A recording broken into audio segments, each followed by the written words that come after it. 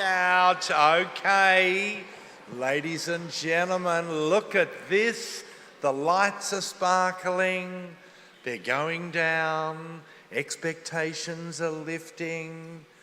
Look at this. Beautiful. Welcome, ladies and gentlemen, to this magnificent hall, the recital hall for Melbourne Polytechnic's first graduation ceremony for 2022.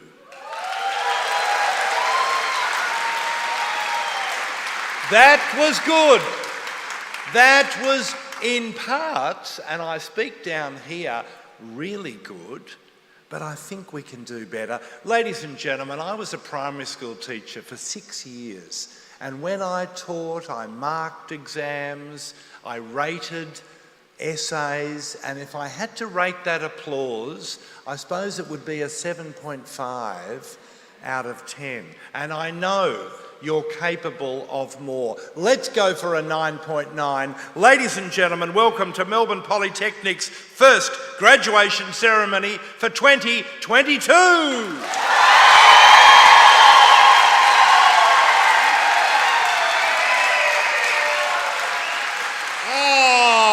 That was absolutely spectacular. You know it was. You can feel it in here. Ladies and gentlemen, that is the sort of excitement, enthusiasm and passion that I need you to deliver tonight. And I know you will, because there is a lot of proud people in this magnificent room.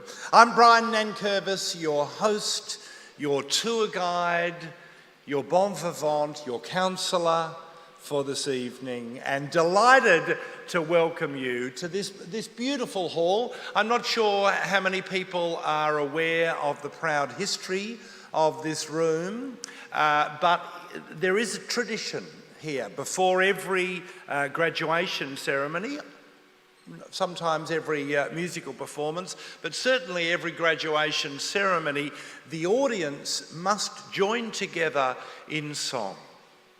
We are in a magnificent recital hall. This room is built for singing. So if I could just have a little bit of house light on the audience. There we go. Let's have a look at you in all your glory. That's not bad. A little bit more so we can all see each other. All right, we will sing together, ladies and gentlemen, the recital hall anthem. Now you do need to touch elbows for this one. Everyone touching elbows, please. That's good. A while ago we used to hold hands, but not anymore.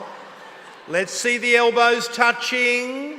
That's right, raise the elbows and lower slowly. And you repeat after me, ladies and gentlemen, as a group, as a collective, as a unit. Here we go. Here, shalamalahe-o.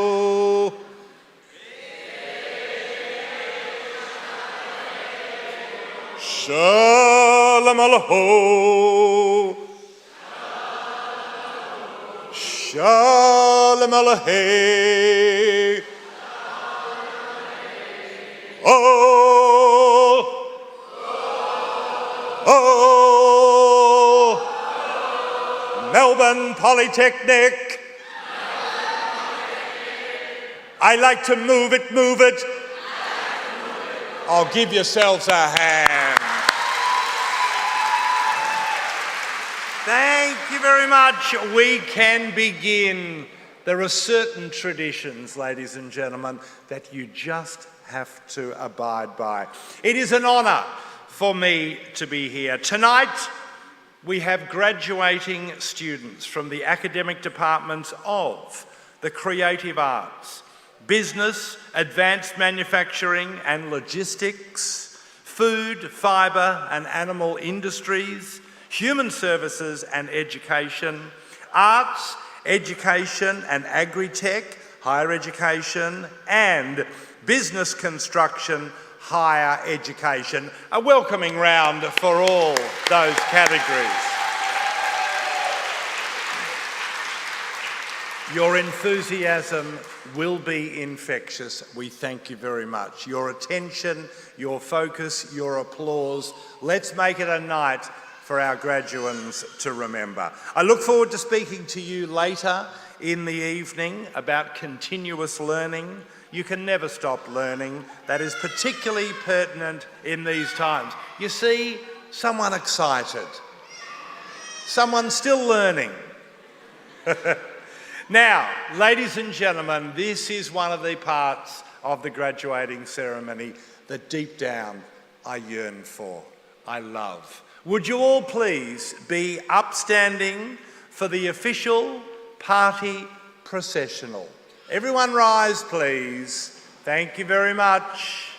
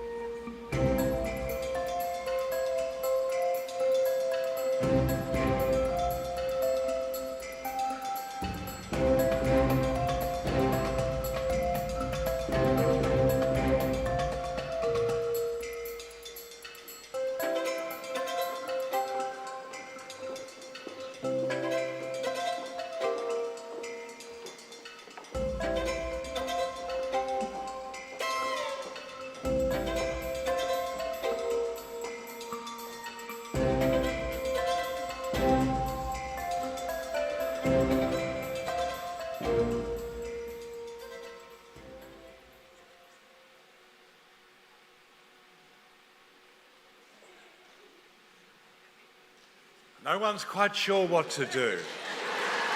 But what about a large round of applause?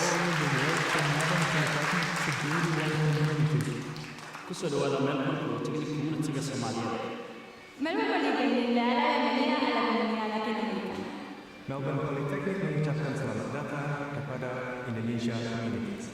Melbourne Polytechnic 一直来自丰大院所的科技。墨尔本理工学院欢迎来自华人社区讲普通话的朋友们。Melbourne Polytechnic a los alumnos El Politécnico de Melbourne le da la bienvenida a la comunidad de habla hispana. A Melbourne Polytechnic está de braços abertos para todos os falantes da língua portuguesa. Melbourne Polytechnic Punjabi community का तहे स्वागत करता है। शुक्रिया। Melbourne Polytechnic accueille toutes les communautés francophones. Ayo, Melbourne Polytechnic ayat bersama dengan Melbourne Polytechnic и посадила в градове на македонската заедница. Melbourne Polytechnic Bangla भाषा सीखने के लिए स्वागत करता है। Melbourne Polytechnic हिंदी बोलने वाले लोगों का स्वागत करता है। Il Politecnico di Melbourne accoglie la comunità della lingua italiana. Melbourne Polytechnic ترحب بالجالية العربية. أسعد پرسنل و کادر آموزشی دانشگاه ملبورن پلی‌تکنیک به همه شما فارسی زبانان عزیز خوش آمد می‌گیم. Melbourne Polytechnic chào mừng cộng đồng người Việt Nam. И люди, кои pričaju hrvatski, su dobrodošli na Melbourne Polytechnic. Melbourne Polytechnic tervitab eesti keelt kõnelevat kogukonda. Melbourne Polytechnic приглашает украинское, российское и русскоговорящее сообщество. Melbourne Polytechnic mengucapkan selamat datang kepada semua masyarakat berbahasa Melayu. Melbourne Polytechnic 歡迎港語嘅朋友加入我哋嘅團隊。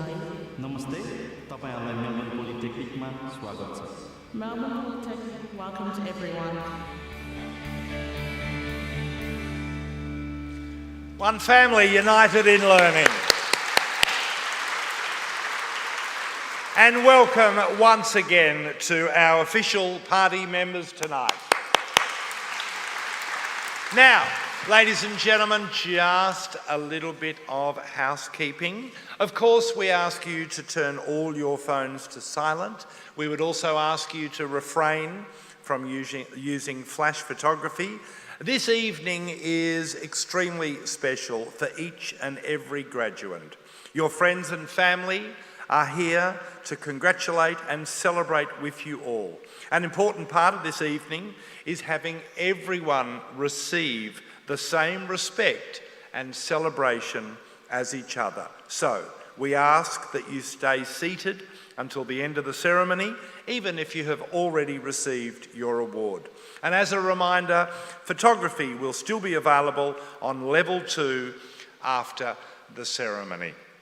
Right now, it is only fit and proper that we offer a welcome to country. And to do that, I would like to welcome to the lectern, and I want you to welcome him, Uncle Ringo Terrick.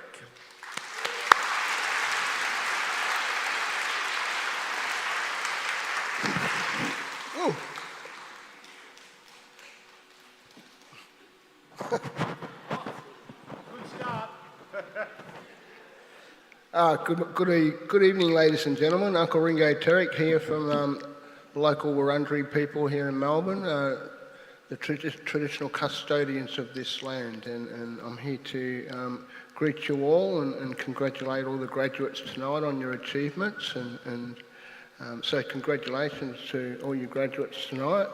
I would like to acknowledge elders past, present, emerging, ancestors in the dream time, all the kids that do such an amazing job for our organisation here in Melbourne, facilitating cultural heritage right across the board in Melbourne.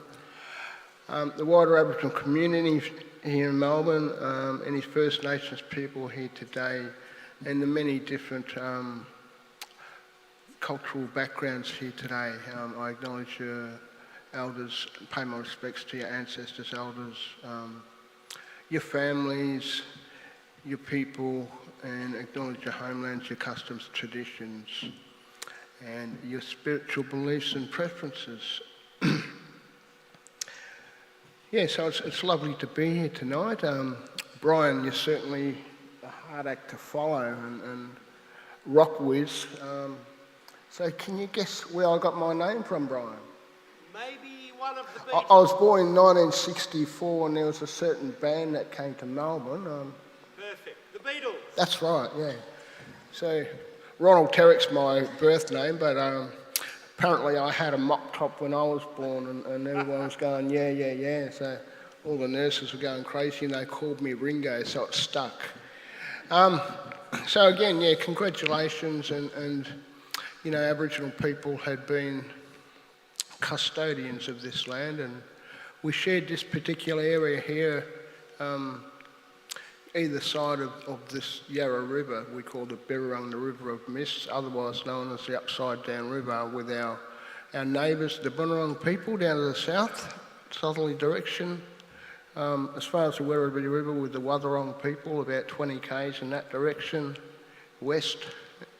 Tanarong people over to the north, that mountain range you see at the northerly direction of Melbourne, the Tanarong people, and the Gunai-Kurnai people to the east, southeast, as far as that mountain range beyond them, Dandenong Mountains, where my mother's people come from. So without further ado, I'd just like to say Dulaga Mimini Nakanya, which means, ladies and gentlemen, may you walk for a long time on this land with your families, and Womanjika Kundibik Balak Nam, which translates to welcome to our beautiful country here tonight on behalf of all our people. Welcome, welcome, welcome. God bless and congratulations. Thank you.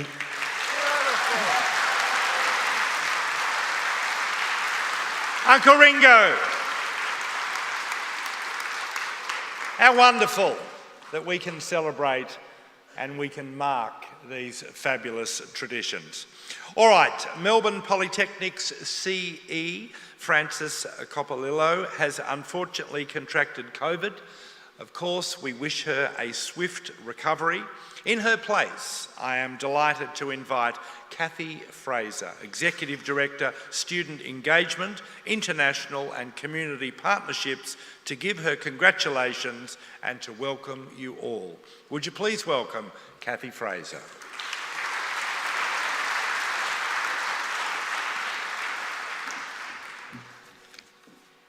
Womanjeka, welcome. I would like to acknowledge the Kulin Nation, the traditional owners of the land from which I'm speaking to you today, and pay my respects to their elders, past and present, and any elders we may have with us this evening. I'd also like to acknowledge the traditional custodians of the lands from where you are joining us.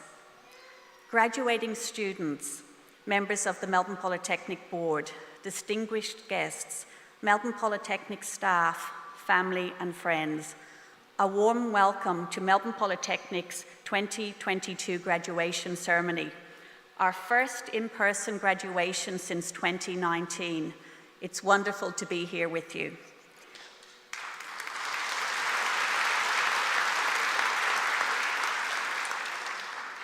Whilst every Melbourne Polytechnic graduation is important, tonight's ceremony feels particularly special. What an honour it is for me and the rest of the Melbourne Polytechnic family here to see you all in person without the confines of a computer screen. Here at Melbourne Polytechnic, our graduation ceremony is the celebration and culmination of our students' learning journey. It should be said that your learning journey over the past few years was anything but typical. Yet you learned to adapt to the changing environment. You accessed support from your teachers, who ensured your learning continued with minimal disruption despite COVID and lockdowns. And most likely you leaned on your peers, your family and your friends for support when the going got tough. These are learnings and lessons that you will carry with you for life. In making it to your graduation tonight, you have proven to the world, but most importantly, you have shown yourselves that you have what it takes to thrive in a rapidly changing world. And let's be clear, rapid change is here to stay, driven by technological advancements, economic change, changes to the world of work, a global pandemic, and climate change. The best way to navigate change and adapt to an uncertain environment is lifelong learning.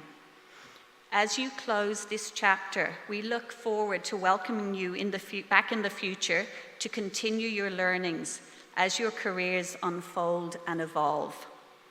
On behalf of all of us at Melbourne Polytechnic, we offer our congratulations and best wishes on achieving this significant milestone. And remember, never stop learning. Thank you.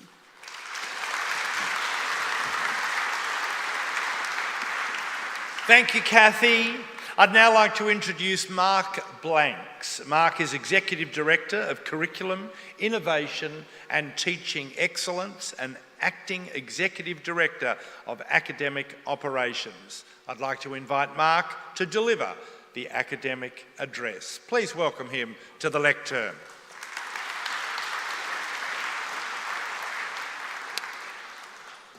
Good evening, everyone. I need to admit to the audience, in full disclosure, I'm a little bit nervous. It's been a long time since I've had the opportunity to stand in front of a live audience, and it's such a thrill to actually be here. But I know for many of you, you might be nervous coming up on the stage, so I just thought to reassure you, you're in good company. So enough about me. First of all, I'd like to congratulate all of you on completing your qualification and making it to the finish line. Well done, you did it. As this adventure closes, another one is about to open up for you. So my advice to you is buckle up and enjoy the ride. When I was asked to deliver this academic address, there was a lot of thought that went into how I'd position it. You know, what the world doesn't need is another bald-headed man on a stage telling people how the world works.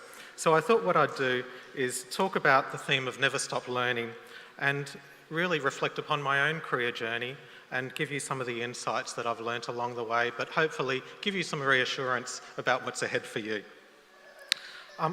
Like Kathy mentioned before, my career didn't follow a neat, predictable, linear path that my parents and my teachers inferred for me. It resembled more like a game of snakes and ladders. There was twists, there was turns, and there were many unexpected detours, things that I did not expect to happen in my wildest dreams. My career journey was punctuated by the closure of industries and the emergence of new ones, which all meant returning back to study, to retrain and to never stop learning. I can guarantee that your own careers will probably take a similar journey. As we've heard from Kathy, you'll encounter a myriad of changes in the next 5 decades, disruptions to your lives and careers. So as I approach what I believe is the midpoint of my working life, I'd like to share with you this evening a few highlights of my career journey so far. And for those who have known me for a little while, you may see some embarrassing photos of me along the way, even some with hair potentially. So, It may come as a surprise to many of you, and no doubt to many of my colleagues here tonight, that I started my first job as a tram conductor in 1990. So if anyone can remember the tram conductors, can you raise your hand if you've got that in your memory?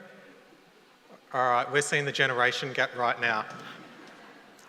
So a tram conductor was a job with a history that stretched back to the turn of the century with the advent of the electric tram, which was a marvel of modern technology today, in its day. And like those gentlemen that you saw in the picture, I was a conductor on the tram, and my job was to collect the tickets and to help people on and off the tram, particularly people who are elderly, mums, prams, and I also had the job of selling tickets at the time. This was before my key, and believe it or not, I had to count out change, and there were no credit card facilities at the time.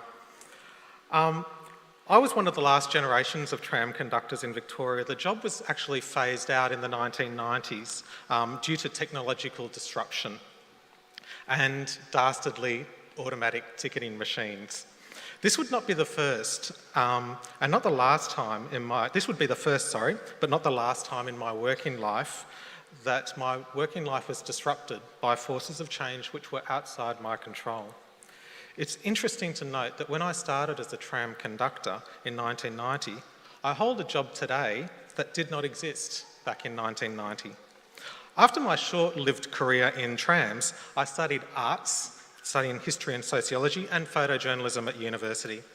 It was also a time where a new thing came along that was very, very interesting and changed the world, called the World Wide Web. And here is a photo, an embarrassing photo. You can see I've got hair there, a bit like yours there, Brian, in fact. You've got a shiny jacket and I've got a shiny head. Isn't that interesting? So that was the first computer that I used to connect to the internet, and it was just an amazing thing. I remember talking to my father and convincing him that the internet was going to change our world because it had this amazing thing called email on it, and he wasn't convinced. And you know, we had many a debate around how it was going to impact upon us. Interestingly now, he's in his mid-70s, and I can't get him off the internet. He's addicted to it. So I graduated during a time of recession in the mid-1990s, which was a tough time for a former tram conductor armed with an arts degree. It was a fast track to unemployment, I can tell you. So I found employment in managing, eventually, in managing a rather large importing business which imported antiques and furniture, and much of the furniture that we imported was from Indonesia. After a few years in this industry, it was going really well. We had businesses all over Australia and in fact across the world, importing furniture out from Indonesia, and we couldn't keep up with the demand. But overnight, a brewing conflict in East Timor meant there was an embargo on Indonesian imports, and suddenly the supply of the furniture stopped. This was coupled alongside a motor scooter injury. For those who know me, I have a passion for motor scooters, and it meant that my days of hauling Indonesian furniture were numbered. And you can see there's a picture of me on a motor scooter up there, and that was the injury that you can see where I got full of metal as a result.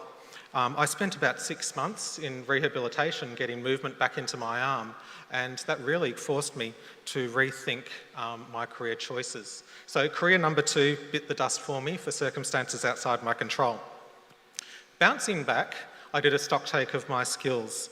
I found that the Photoshop skills that I learnt at university were really in demand, and you know, showing my age now, I think it was Photoshop version 2 that I was using at the time. And I found some work doing freelance photo editing and was quite you know, an innovator in that area, because there were just people who weren't working in that particular space at the time. While I was doing that, I made a move to study a graduate diploma in computer science, and this was followed by a graduate diploma in education completed around the turn of the century.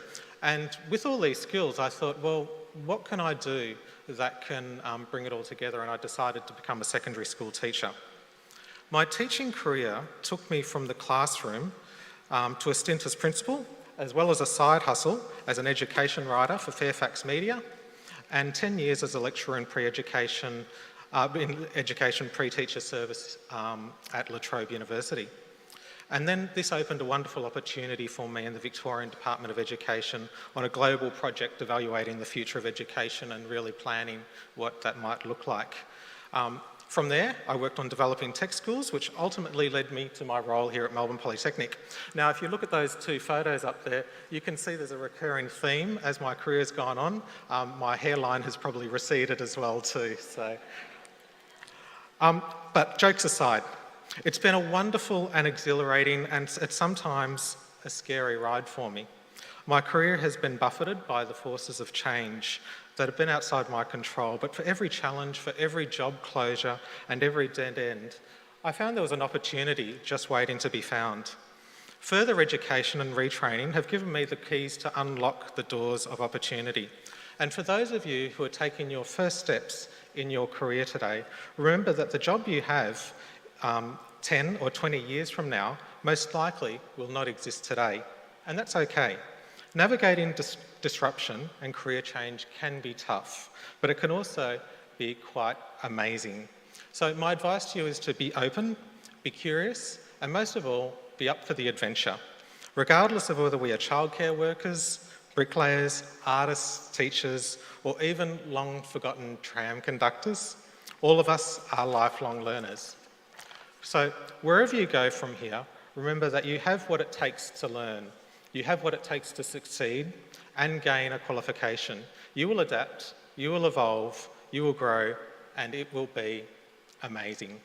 Trust me, you are ready for whatever happens next. Thank you.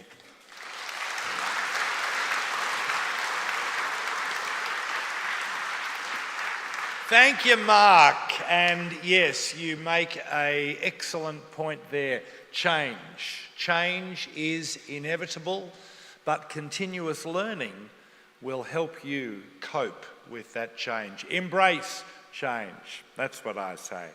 All right, tonight, ladies and gentlemen, we are celebrating the achievements of 164 Melbourne Polytechnic graduates. Supporting the presentation announcements tonight is Fiona Price. Welcome and thank you, Fiona. Let us commence the ceremony. First up tonight are graduates from the Department of Creative Arts. So please welcome to the stage also Andrew Gannon, Manager of Creative Arts, to present the awards tonight. Fiona and Andrew.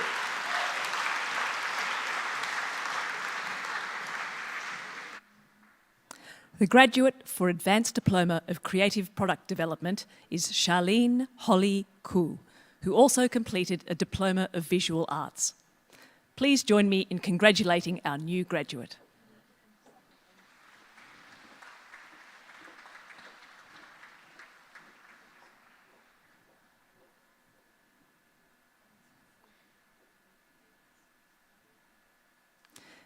The graduate for Diploma of Graphic Design is Owen Francis Salmon. Please join me in congratulating our new graduate.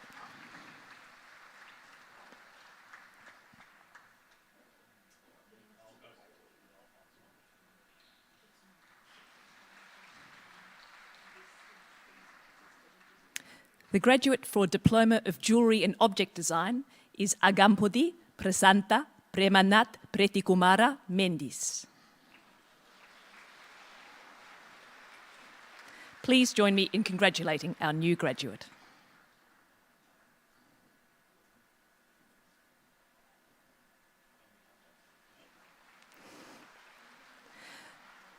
The graduates for Diploma of Live Production and Technical Services are Kathleen Bennett.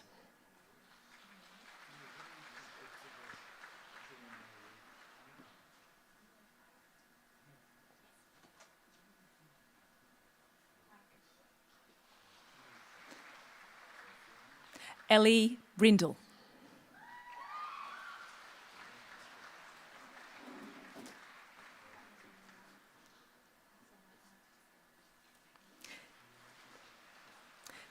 Kate Angela Cook.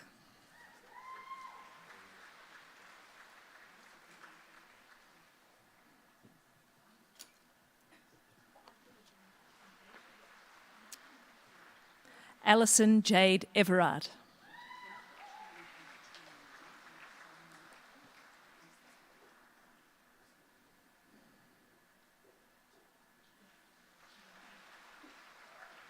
Sean Hackett.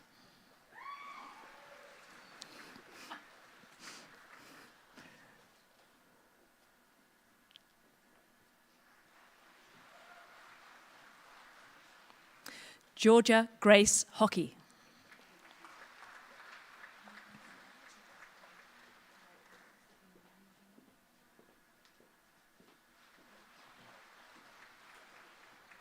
Caitlin Horton.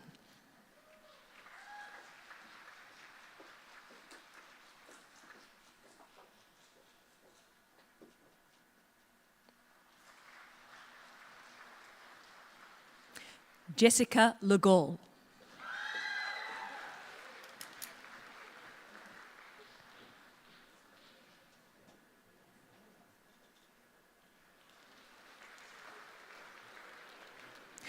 Deanna Lee.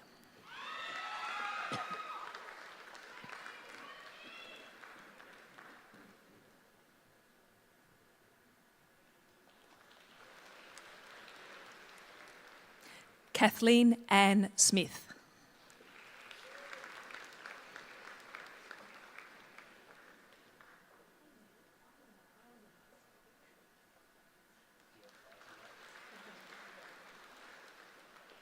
Jada Warren.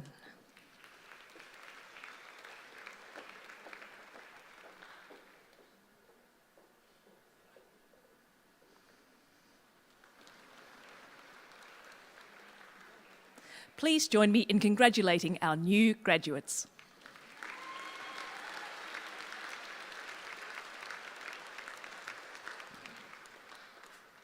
The graduates for Advanced Diploma of Music Industry are Pablo Daniel Kravtsov,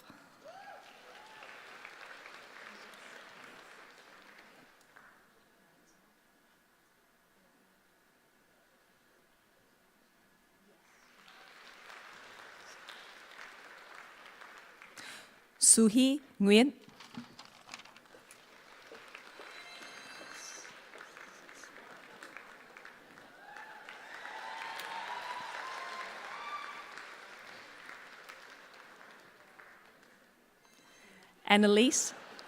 Annalise Sesun,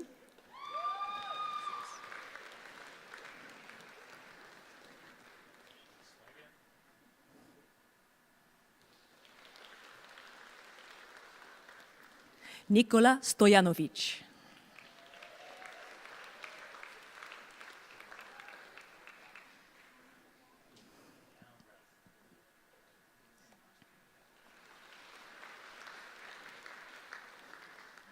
please join me in congratulating our new graduates.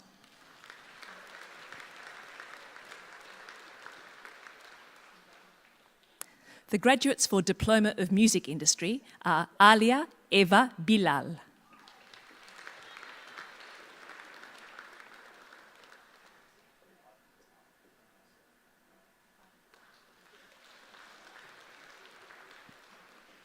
Eve Constantine,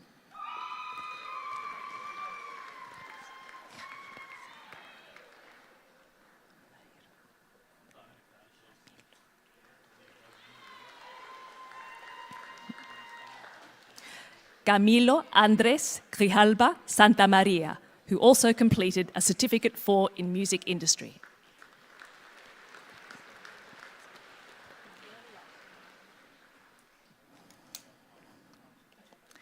Joshua Mancini,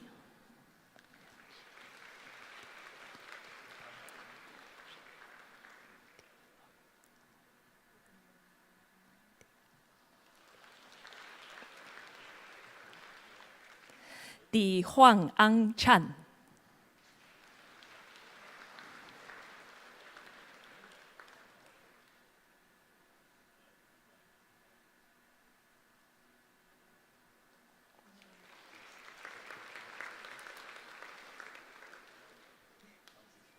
Chris Wright, who also completed a Certificate 4 in Music Industry.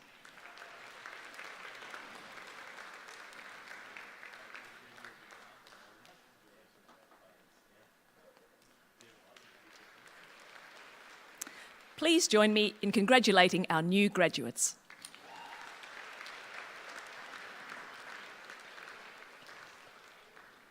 The graduates for Diploma of Screen and Media are Simone Louise,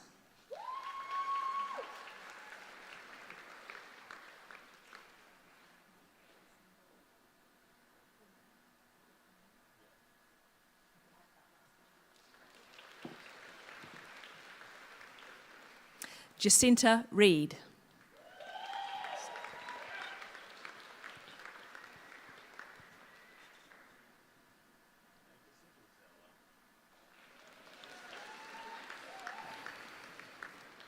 Elise Rumbacic,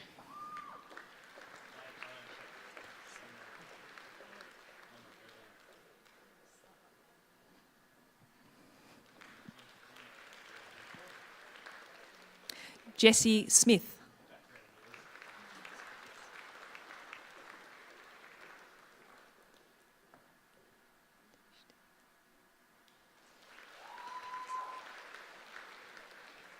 Michelle Sterzel,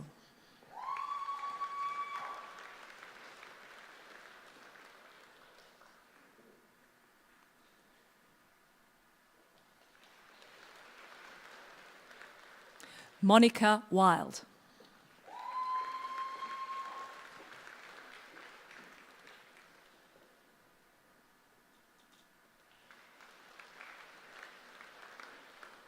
Michaela Warwick Williams,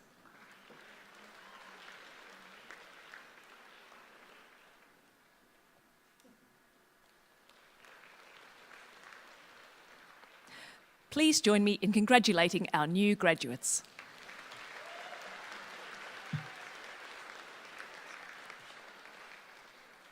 The graduates for Diploma of Photography and Photo Imaging are Swa Choi,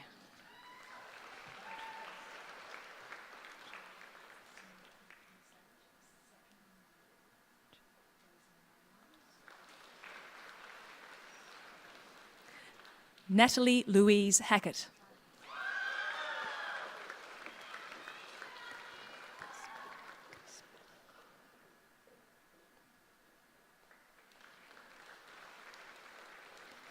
Devina Krismarina,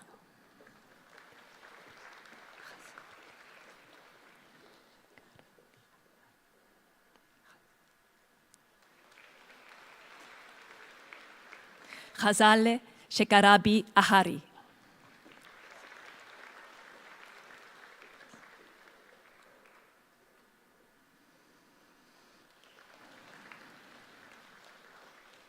Victoria Wilson,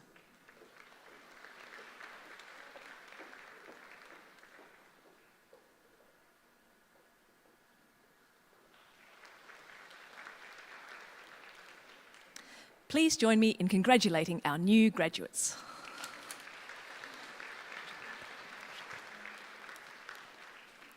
The graduates for Diploma of Theatre Arts are Chandan Sharma,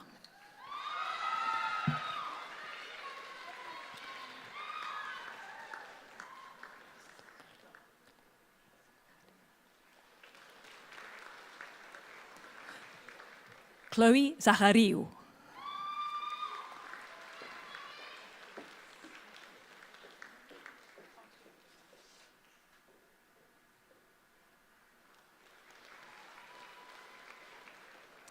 please join me in congratulating our new graduates.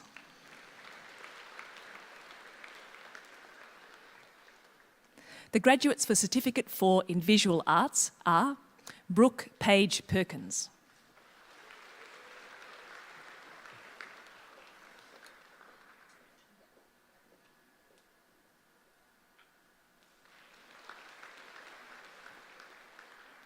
Sydney Richmond,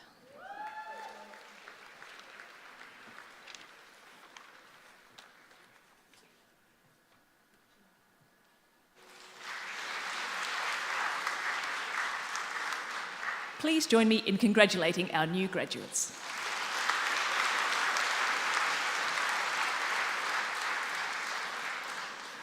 Thank you, Fiona. Magnificent job. Fiona deserves a big hand. She's in the wings. doing what I would struggle to do. Look, I have to say, I love a graduation ceremony. Isn't it wonderful? It's like we're watching a microcosm of human behaviour. The way they walk, some with high heels, others with really high heels, someone with a whistle, someone with a strange furry object under their arm. I love it. I love the humanity of it, and I thought you were fabulous. I think we are settling on the double applause, which we need to carry on for the whole of this evening. Obviously, it's enthusiastic when the name is called, and then once the photo is being posed for again, we have a second round of applause. Remember, we are all in this together, so let's maintain that applause, those applause levels. All right, each year, ladies and gentlemen, at graduation, Melbourne Polytechnic presents Outstanding Student Awards. These prestigious awards are available to Melbourne Polytechnic students who have demonstrated a capacity for leadership and demonstrated outstanding levels of skill within their fields of study. Students are judged on 1, career and study achievements in their field of study, 2, communication, team and leadership skills, and 3, the ability to represent the training system at a broader level. Joining years of previous Outstanding Students of the Year, tonight we'll be congratulating the Outstanding Students of the Year 2022. The Creative Arts Outstanding Student of the Year Award for 2022 will be presented by Andrew Gannon. Thank you, Andrew. You keep that. Don't you worry. The Outstanding Creative Arts, Vocational Education and Training Student of the Year is Brooke Perkins.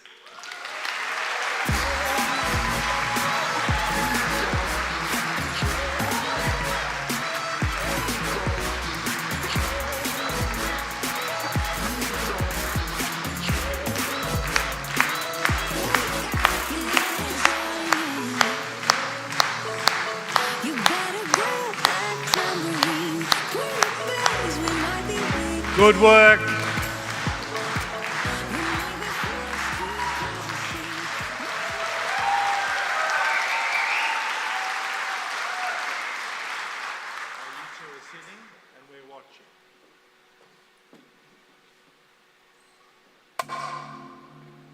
I'm Brooke Perkins. I studied Certificate 4 in Visual Arts at Melbourne Polytechnic. The Certificate 4 has given me a bit more of an understanding of what kind of artist I want to be, and previously I was a drawing, but now I'm drawing because this is what I want to do. From day one, I was instantly learning so much about just materials, papers, when we were doing life drawing at the beginning of my Certificate 4, and people walking past us casually and saying, my work was good. My work was good. And it was just consistent, and people wanted my opinion on things and wanted to always see what I was doing, and that was probably just very early on that I realised, oh, okay, so I'm actually okay at this, and I can probably keep going and keep improving and really enjoy the journey that this takes me on. My dad, who you'll see his face pop up in a few of the works I've brought with me today. He's a bit of my muse. So I've drawn and painted him a few times now because he has been a strong inspiration in my life. So this was the first picture that I did of my dad, and when Helen Jolly, the course coordinator, came in and saw that I was drawing my dad, she got very emotional, which was very sweet. When we first started painting, Bill was just paint. I was like, what do I paint? In the first week I just kind of painted flowers because that was something I was more comfortable in coming from floristry, but the next week I was like, I'm going to try a face. I'm going to try my dad's face. Sorry, Dad, if it's terrible. But it turned out wonderfully, and I'm actually really excited and proud of accomplishing that really early on, because oil painting was something I hadn't really done before as well. Like last year in the Certificate 4, I was just using acrylic, and this year I thought, okay, I'm just going to give it a go. I'm going to pick up some oils, paint a hopefully decent photo of my dad, and it did turn out really well, and that got me really excited to keep going as well. And I've done 2 other portraits of him now in oils because it was just something so exciting for me. Because it takes more time and more effort and more thinking about these works that I'm doing now, it's real excitement. And, you know, okay, what's the next one? You know, this would be great with, you know, a set like this or a set with this number, you know, or what can I do differently in the next one, or what have I learned if I'm not so happy with it. Melbourne Polytechnic has really helped me develop and grow at a rate I didn't think I could, you know. I thought I was kind of settled as to what I was, you know, who I was, but being at Melbourne Polytechnic, having all these new experiences, you just keep going. You just keep going and growing and learning, and it's a really wonderful experience, and I think people should just keep learning and just have a wonderful time along the way. Yes. Hang on. No. I think that's it. Ladies and gentlemen, Brooke. Well done. Oh, I think we all want to know what the next one will be, Brooke. How wonderful when you think that you are settled, you think that you're following a certain path, and then a fabulous organisation like Melbourne Polytechnic comes along and just shakes you up a little. Excellent.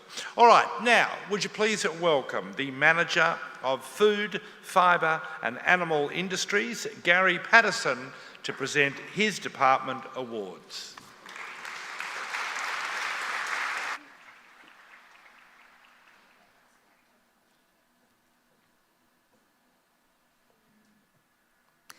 The graduates for Diploma of Agriculture are Anne Sophie Amelia Achille,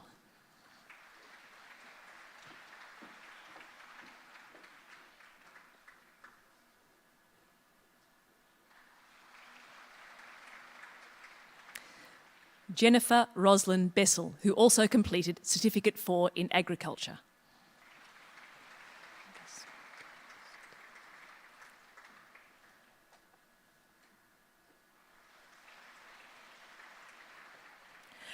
Jasmita Kistu.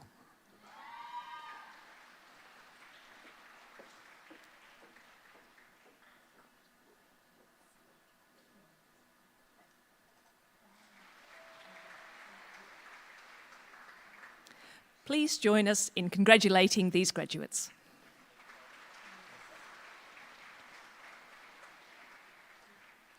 The graduates for Diploma of Arboriculture are Roger Jacobucci,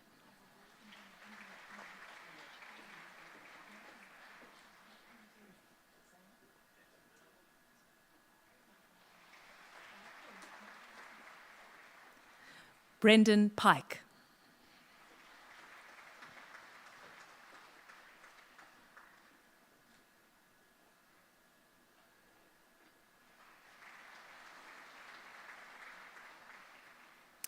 please join me in congratulating our new graduates.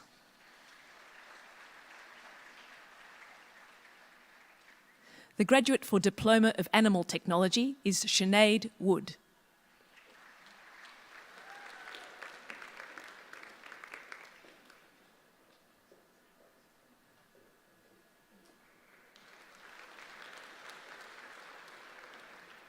Please join me in congratulating our new graduate.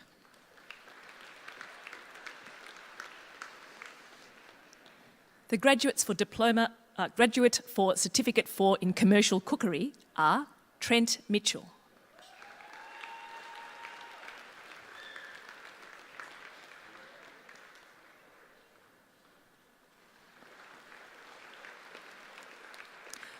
Rolly Rubio,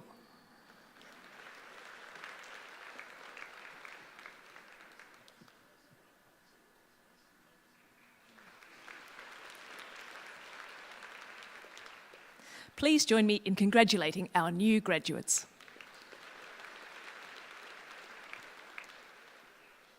The graduate for Diploma of Horticulture is Renee Bertoncini.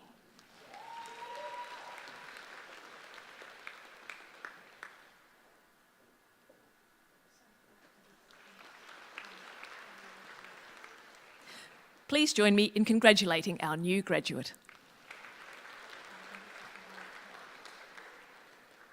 The graduates for Advanced Diploma of Hospitality Management are Darushi Netmini Mutugala,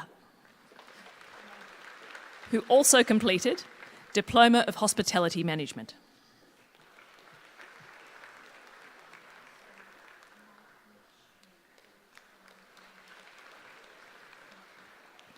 Januka Kalpani Vijayasinghe Arachige, who also completed Certificate 4 in Commercial Cookery and Diploma of Hospitality Management.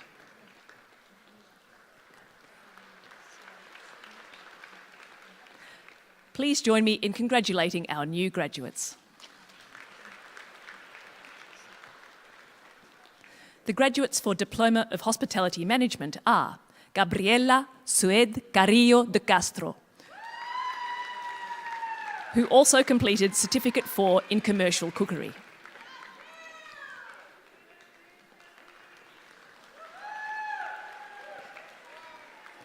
Nadisha Tulani Heti Arachilage, who also completed Certificate 4 in Commercial Cookery.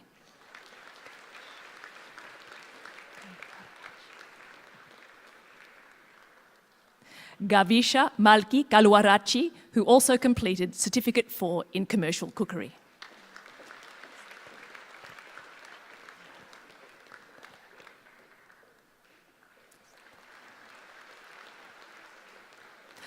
Hasta Prakasha Kondarage, who also completed Certificate 4 in Commercial Cookery.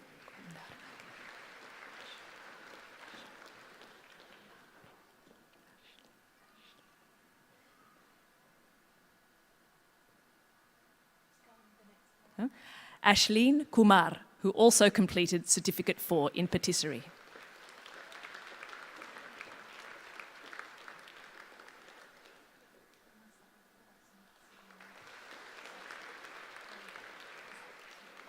Tarushka Dilshan Jayatissa Linia Kumarage.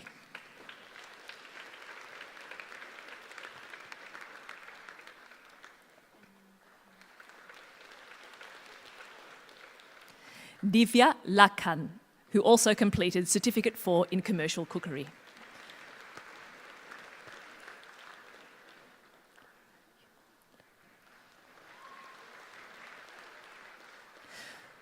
Tu Mi Yun Leung, who also completed Certificate 4 in Patisserie.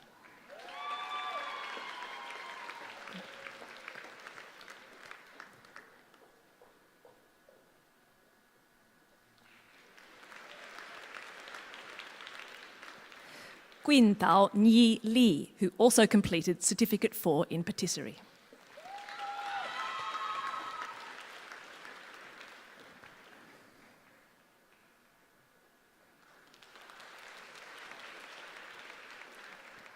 Pravina Mihirani Silva Marakala Manage.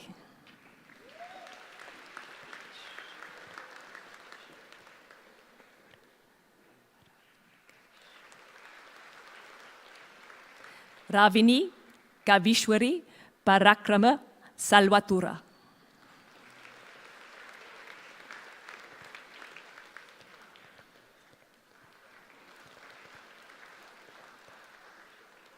Ajinta Shyamal Samarasinghe, who also completed Certificate 4 in Commercial Cookery.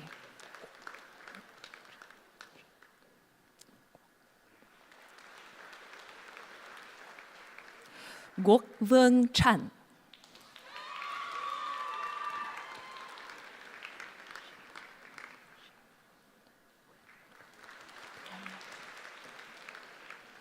Timothy Shehan Welgama Lianage Don.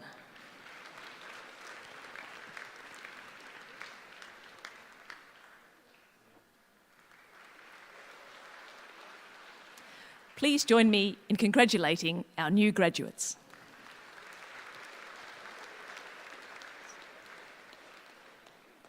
The graduate for Certificate 4 in Hospitality is Nigusti Ayu Dharmayanti.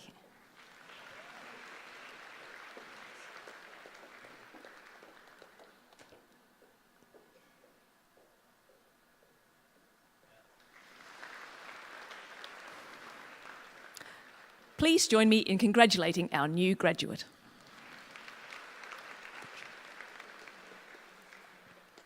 The graduates for Diploma of Sports Turf Management are Christopher Baker,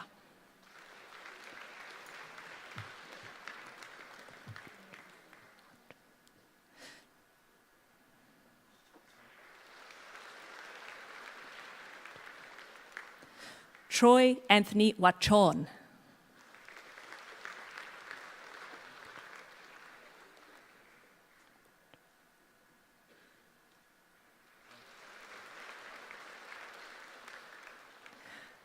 please join me in congratulating our new graduates.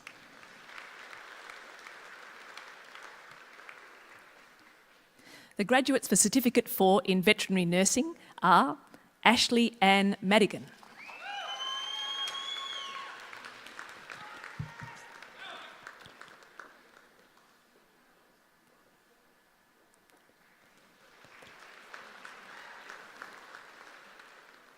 Isabella Petrelli,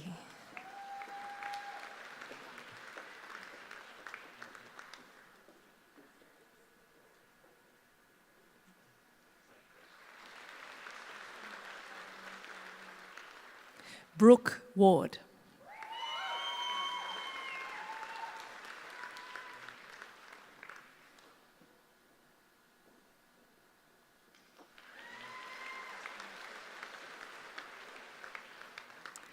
please join me in congratulating our new graduates.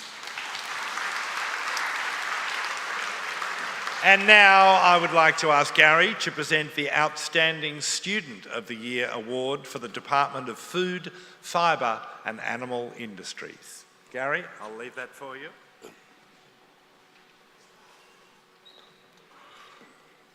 The most outstanding Food, Fibre and Animal Industries Vocational Education and Training Student of the Year is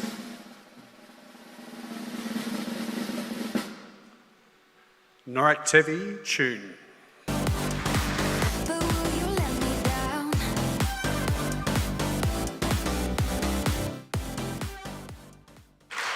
Noraktevi couldn't join us tonight, but I'm honoured to accept the award on her behalf. Thank you.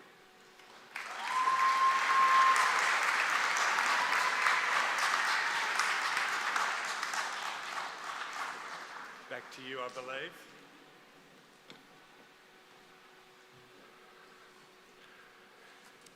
And also, this year's the Outstanding Apprentice Trainee of the Year is also from our department. The winner, drum roll, Caleb Johnson.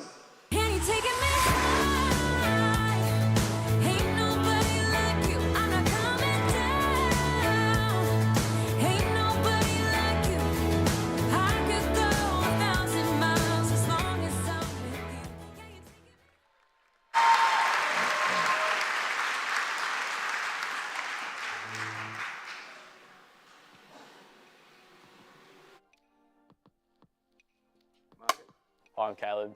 I studied sports surf management at Fairfield campus and I won Apprentice of the Year.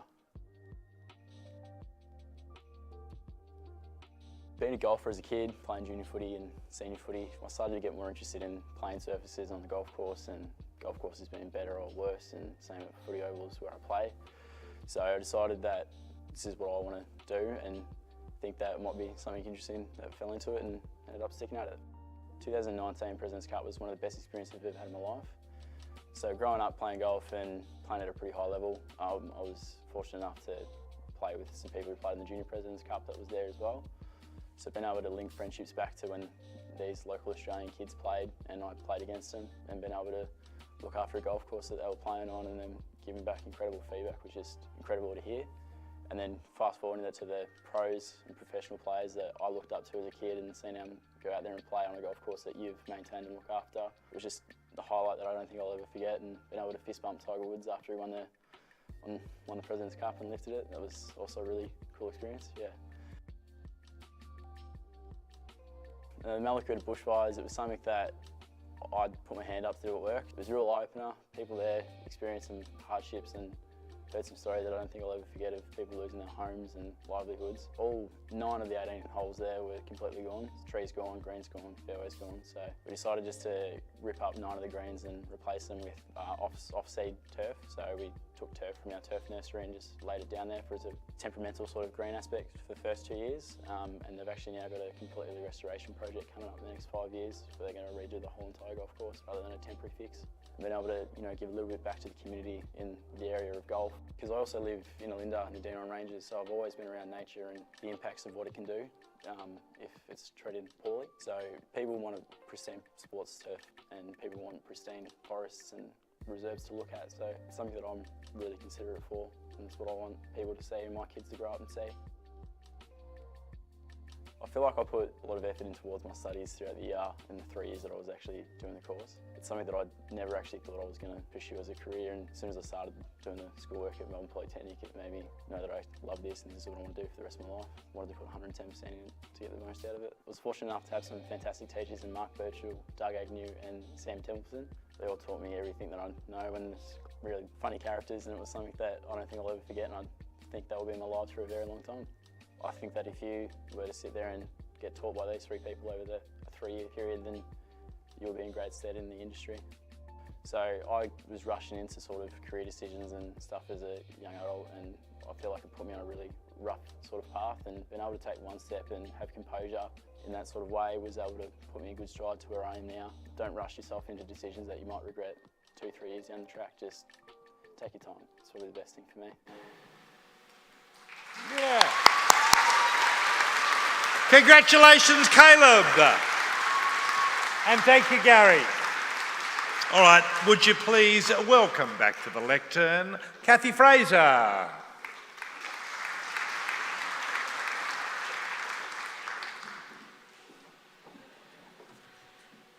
Congratulations to our graduates and award winners so far this evening. I'd also like to thank our MC, Brian Nankervis. With Brian as MC, I think it's going better than the Oscars so far. Brian is also our guest speaker this evening. Brian is a well-known performer, writer and producer. Whether he's familiar to you as co-host of SBS's award-winning show Rock Quiz, or you think of him as the tortured street poet Raymond J. Bartholomew, you are bound to be familiar with his work. Brian's career is diverse and exciting, and it's an incredible example of the importance of continuous learning. Please welcome our guest speaker, Brian Nankervis. Thank you, ladies and gentlemen. I'll tell you what I'm going to do. I'm going to slip out there. This is your chance to prove, and I know you can do it because you've been fabulous. I will slip out there, and then a microphone will magically appear in the middle of the stage. And then you'll hear a voice saying, "Ladies and gentlemen, please welcome Brian Nankervis." You will explode, and I will go to the microphone. Are we right? Have we got that? Are you okay down the front? You look confused, sir. You look very confused, but I know it will all make sense. Surely the microphone will be coming soon. Will there be a stand, though, Mitch? Do you think there might be a stand? It's on its way. Excellent. All right, Mitch, why don't you come out the front? Here we go. So, Mitch, you stand there. And I just want you to imagine that you're a microphone stand. Until the stand arrives. Look at that. Do you think it will take a while? It's exciting, isn't it?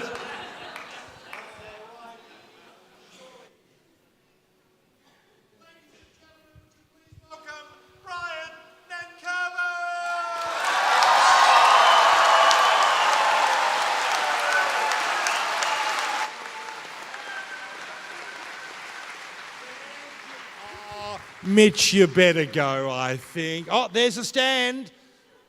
Okay, yes, look at this. Straight in the middle, sir. Yes, my dad always said, find the person in the front row, in the middle, ask them a question, make sure they can answer it correctly, and then you can move on. Are you set? You will need to speak, that's good. True or false? Moby, Morrissey, Chrissy Hind and Meatloaf have formed a supergroup called Meat and 3 Veg. That's false. He got it right, ladies and gentlemen. And there is a microphone stand. All right, we can proceed. That's one for you. Look, this is exciting. It's nice to be away from the lectern. It's nice to have a little bit of freedom. I was so delighted to be asked not only to MC this, but then they said, why don't you have a little bit of a chat about continuous learning? And it's great as a performer to be asked just to look back at your career. I used to be a primary school teacher. The quick little overview is that I was a primary school teacher for 6 years. I escaped. I fled the classroom. I was a waiter at a theatre restaurant. I got dragged into a show. We did theatre works and theatre shows for 3 years. I ended up on the TV. Someone saw me from Channel 9, said, you'd be perfect for Red Faces. I went on Hey Hey at Saturday. I put a beret on. And then I started doing warm-ups for TV shows. I got involved in a show called Rock Whiz. And then suddenly I was invited to be part of the radio network of the ABC. But all of that, it feels like a wonderful dream.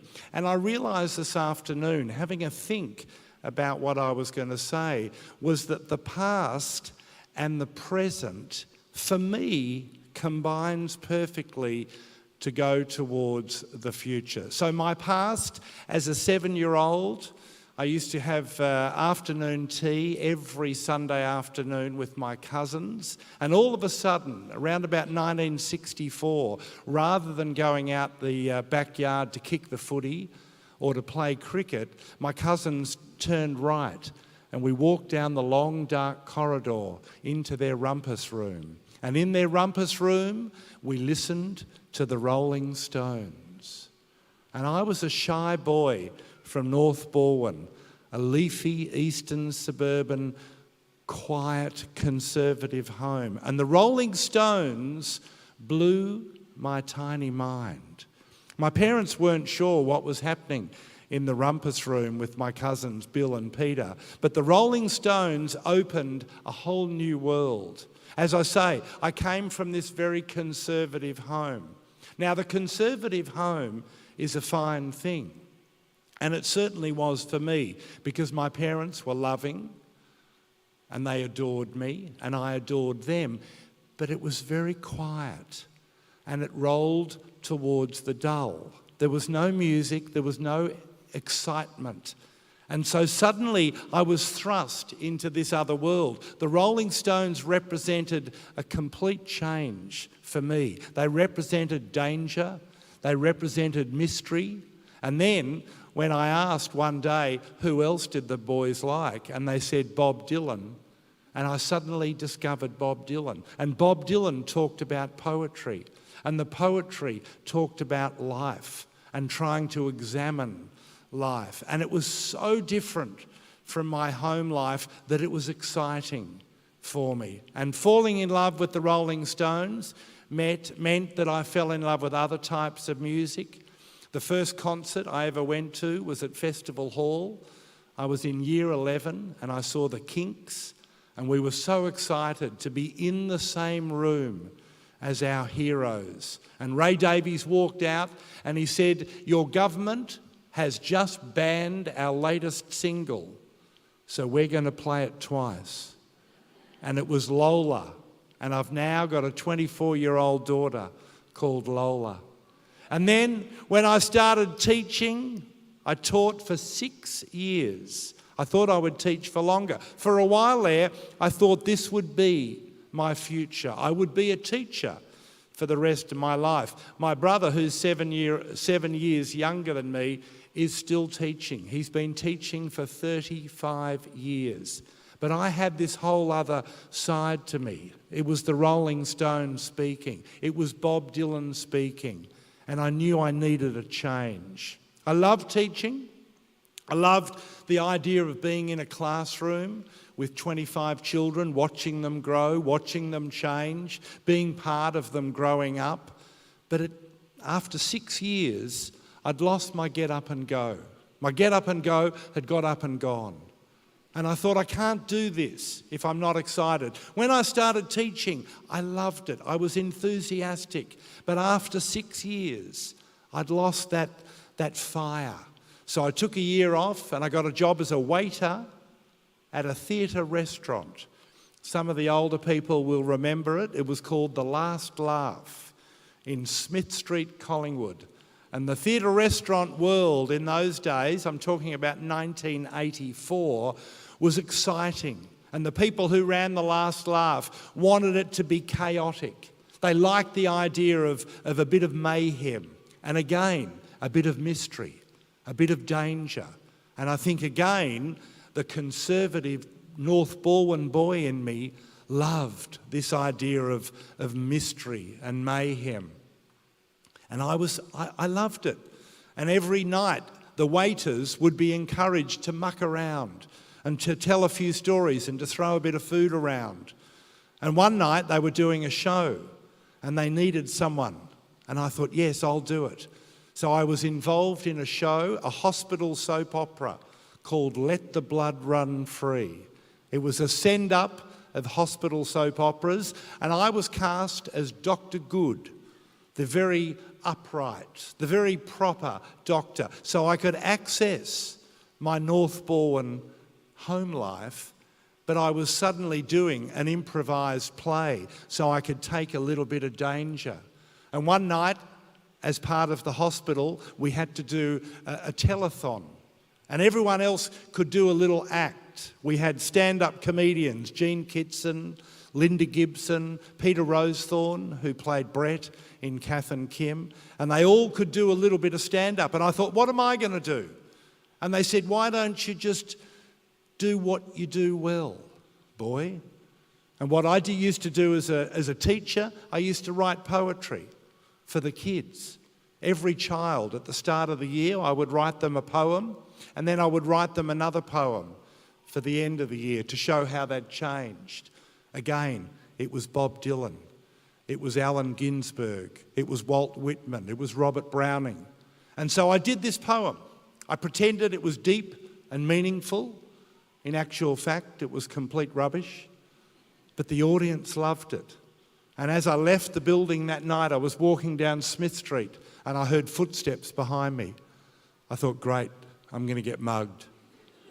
And a woman came up to me, she said, darling, that was fantastic. You should do it on TV. Turns out she worked for Hey Hey It's Saturday. She said, we've got a brand new segment called Red Faces. I think your act would be perfect. At the time, I took it as a compliment. I realise now it wasn't a compliment.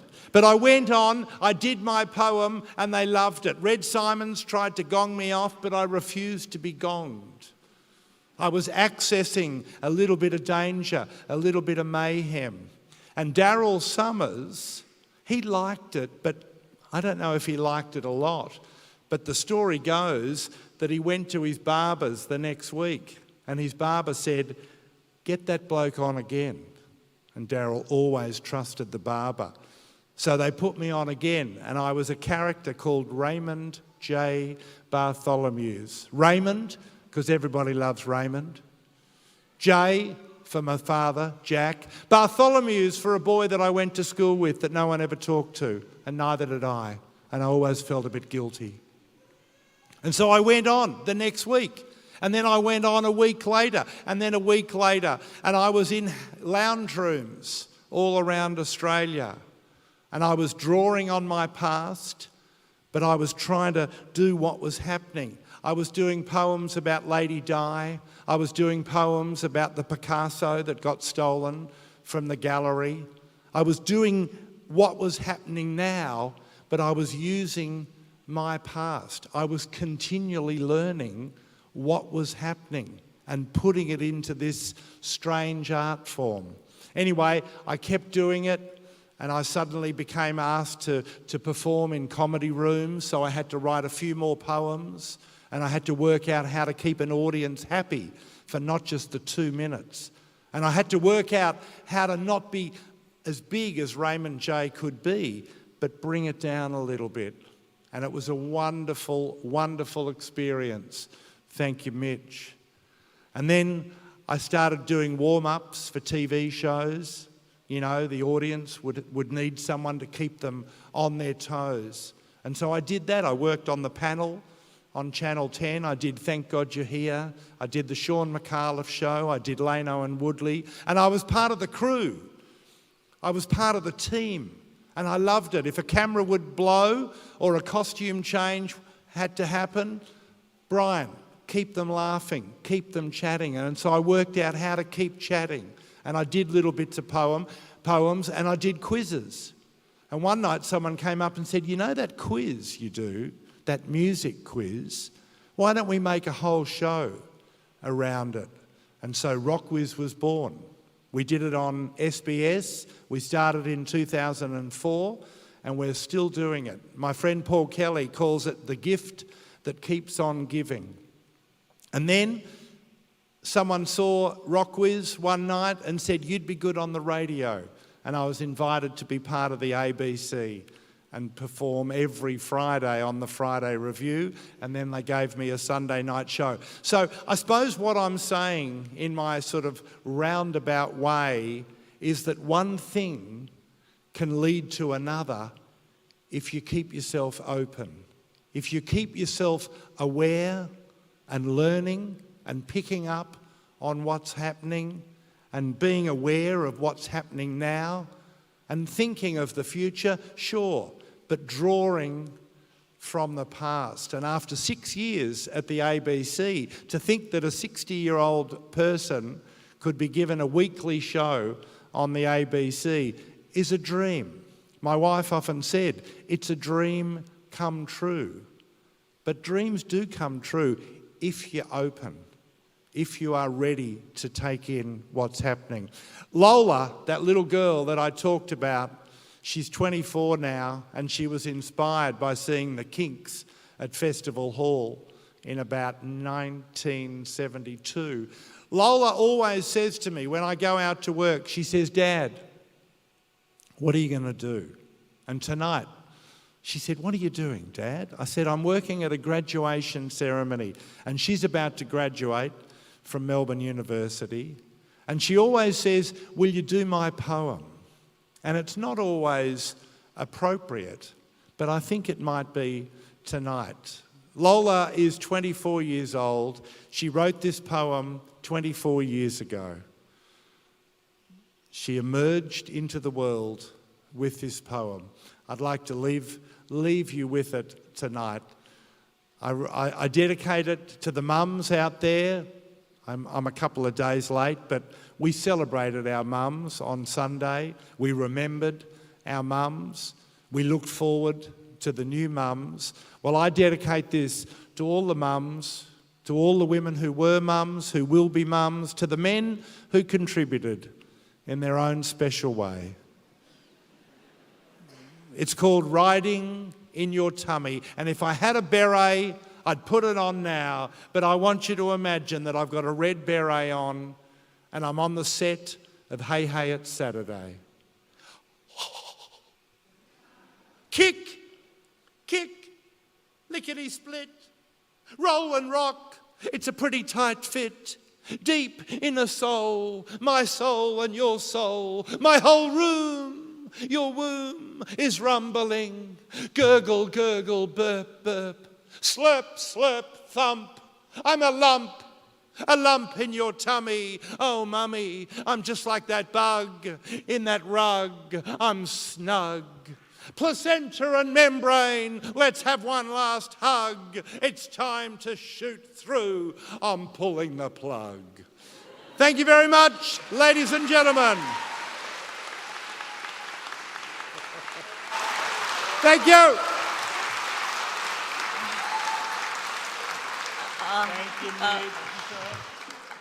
Thank you, Thank you, Brian. That was truly inspiring, particularly the poem, and an incredible example of the importance of continuous learning. Please join me again in thanking Brian before I hand back to him as MC.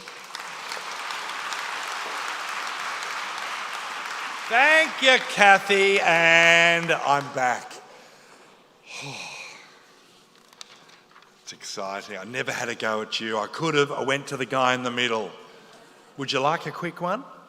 No, thank you very much. Thank you, Kathy. Thank you, ladies and gentlemen. We will now get back to the ceremony with Kathy Kondakas, Manager of Human Services and Education, to present the awards for her department. Welcome, Kathy. That's right, on the cross. Get ready. Remember, double applause, enthusiastic, passionate, even. The graduates for Certificate 4 in Allied Health Insurance are Hassan Imam Abdul Rahman,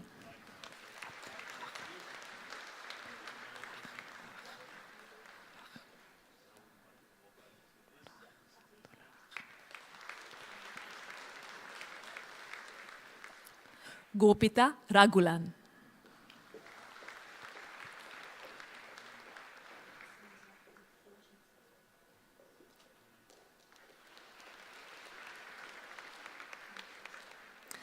Please join me in congratulating our new graduates.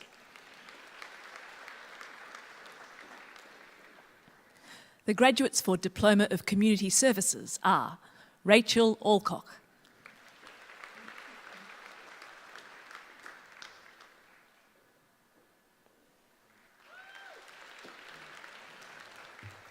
Michelle Armistead,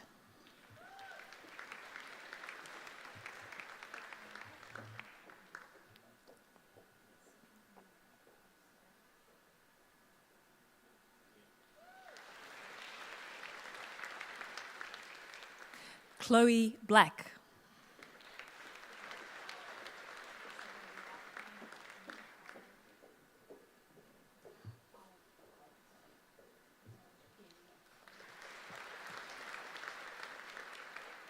Sean Kennedy,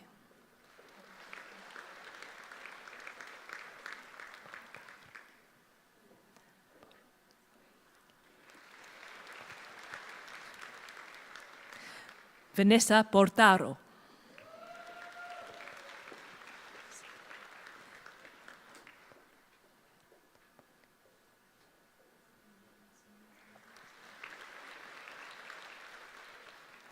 Rosalie Vidinopoulos,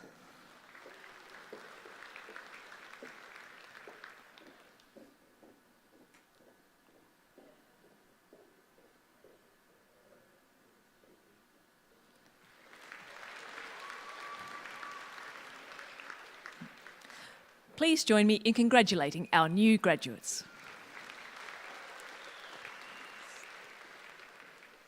The graduates for Certificate 4 in Community Services are Cassie Pronesti,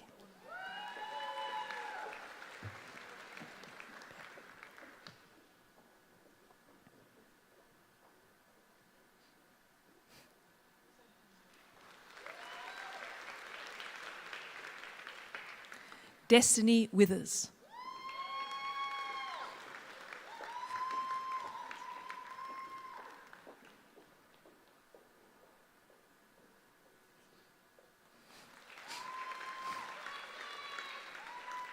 Please join me in congratulating our new graduates. The graduates for Certificate 4 in Disability are Gregory Mark Berryman,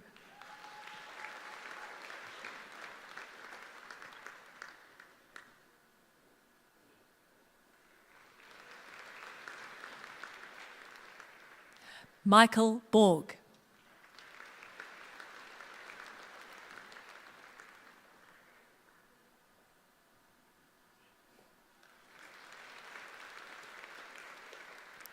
Catherine Giles,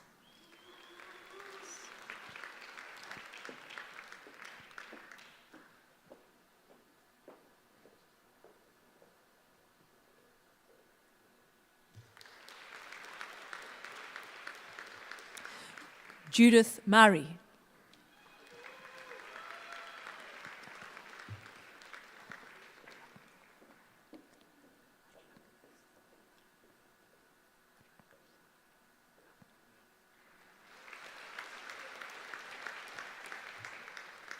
Arnaud Nicholas Rangasamy Shakil.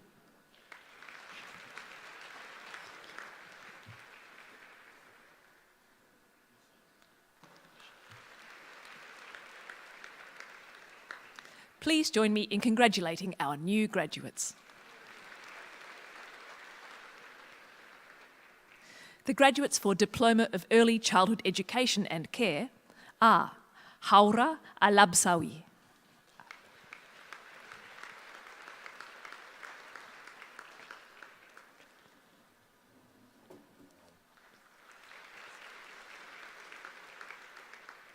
Angelina Chan,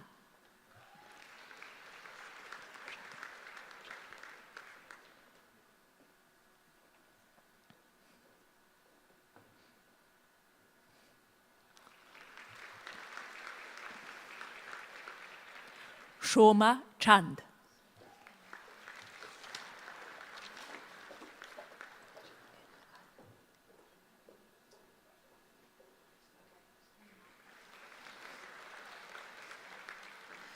Rachel El Ali,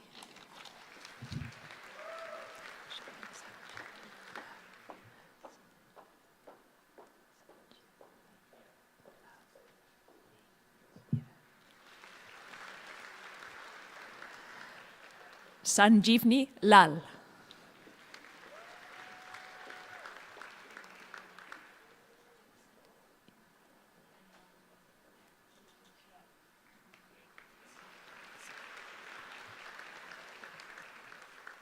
Imasha Sewandi Miranda,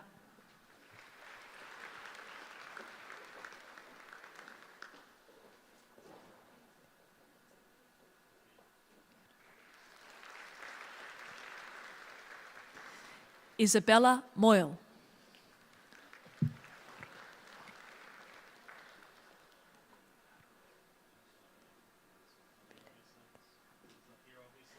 Amina Orhan,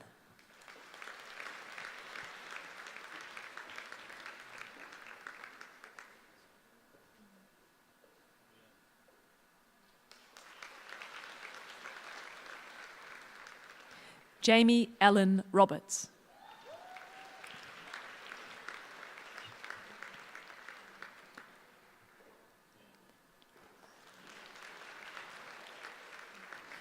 Sinead Romain,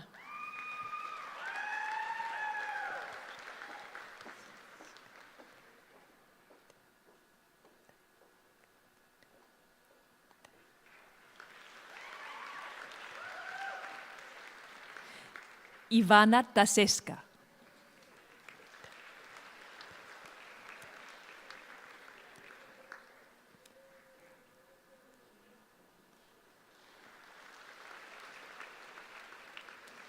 Stephanie Tay,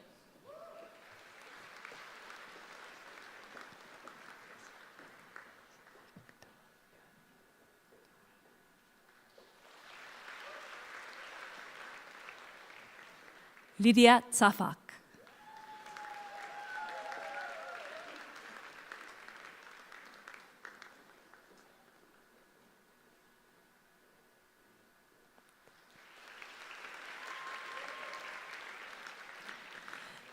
Victor Ioannidis,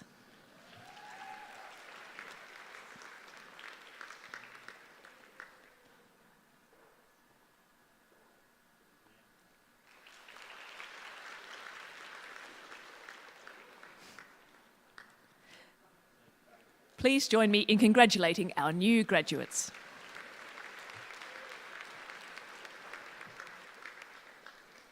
The graduate for Certificate 4 in Mental Health is Megan Patterson.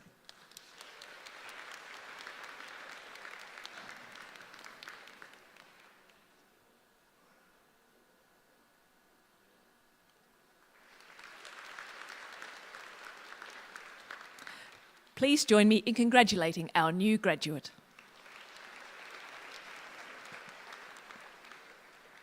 The graduates for Certificate 4 in Training and Assessment are Marwa Abbas,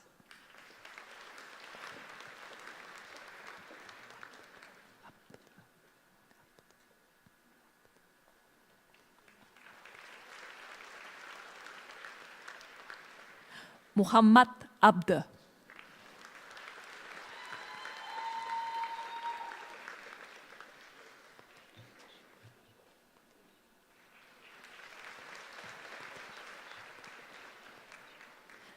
Stephen Buttigieg,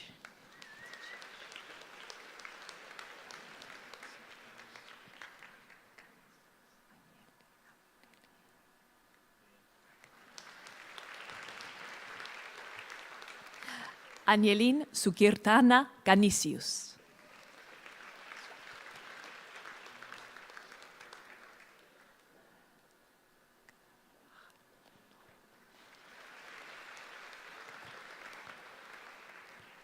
Norma Carvajal,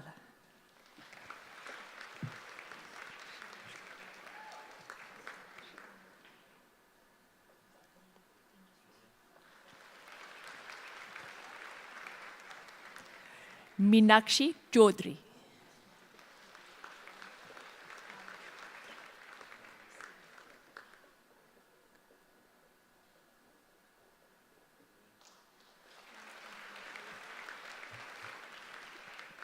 Karina Herrick,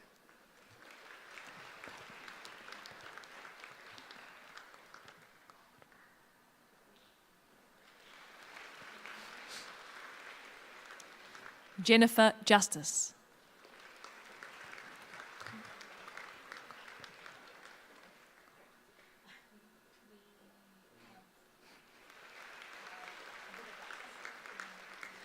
Parminda Kaur,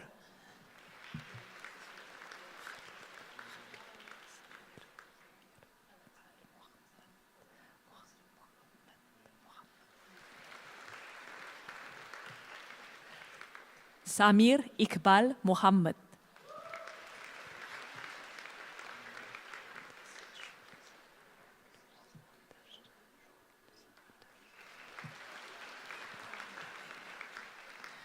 Anders Schulz,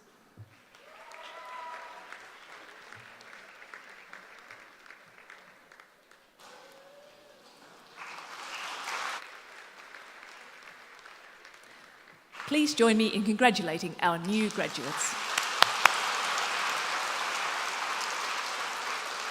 Well done all. Kathy is about to present the Outstanding Student of the Year Award for the Department of Human Services and Education. But we'd also like to welcome to the stage Tyson Harris. Tyson is representing the Human Services and Education Award sponsor, Hester. There he is, give him a hand. Hester is the only national industry super fund dedicated to people working in health and community services sector. Hester have been a proud partner to the sector for over 30 years and remain a leading profit-to-member industry super fund. Hester is very proud to partner and support the future recognition and development of health and community services workers by sponsoring this award. Welcome, Tyson. Kathy, I believe.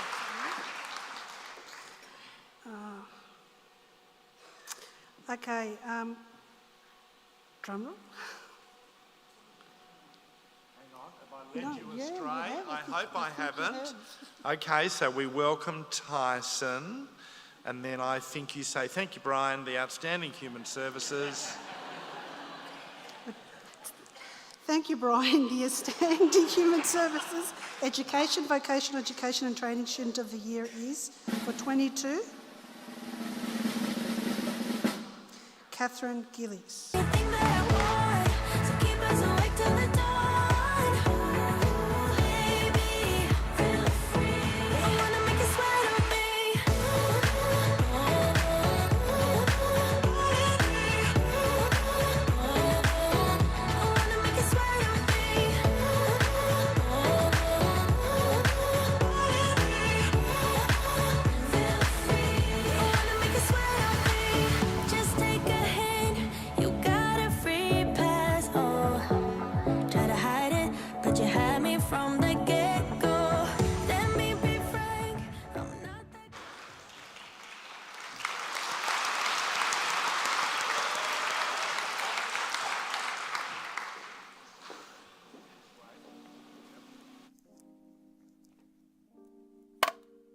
I'm Kath Giles. I've just completed the Certificate 4 in Disability at Melbourne Polytechnic, based at the Greensboro campus.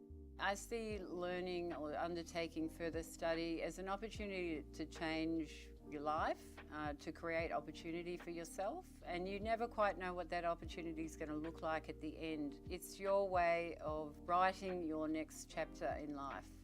I've always had an interest in people and creating positive experiences in people's lives. My other passion is animal welfare, and I was working in the animal welfare sector, but lost that job during COVID. That kind of motivated me to pursue the course, and I was absolutely thrilled to be accepted. I wanted to work in a sector that valued people's age and experience, not actually hold it against them. And I thought with disability as well that they're after quality staff, and age should not determine people's ability, so that was just a natural fit for me.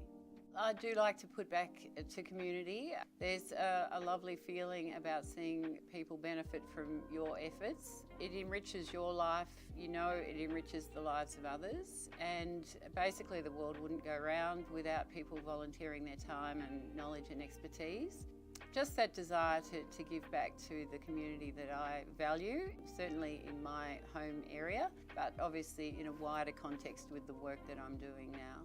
I work part-time, and I want to remain working part-time because I don't want to give up the volunteering that I do. I also have a busy family life, and I have my own recreation that I'm passionate about, which is horse riding. My riding means that I spend a lot of time outdoors, and that is my equilibrium, is being in the natural world. I've always been passionate about recreation trails and creating trails, seeing opportunities, because they're a legacy that will be here for many generations. In life, we're always learning, and it's great to be open to learning. I think if you think you know everything, then you're missing out on great opportunities in life. You've worked with a lot of people, and I really value what other people can teach me, and I'd like to think that I share my knowledge and skills with other people as well. Follow your heart, use your passion as your guide. Don't waste time because it goes quickly.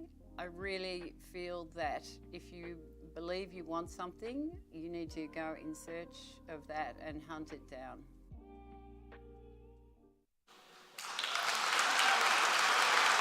Congratulations again, Catherine. On behalf of the Institute, thank you, Tyson and Hester. Now, the next award tonight, proudly sponsored by the Hume City Council, is the Outstanding Indigenous Student of the Year. The winner is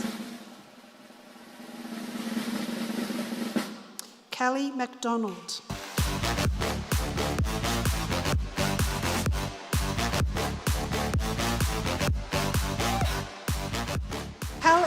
Callie cannot join us tonight, so Claire Sadler, Manager of the Courier Services, will accept the award on behalf of her.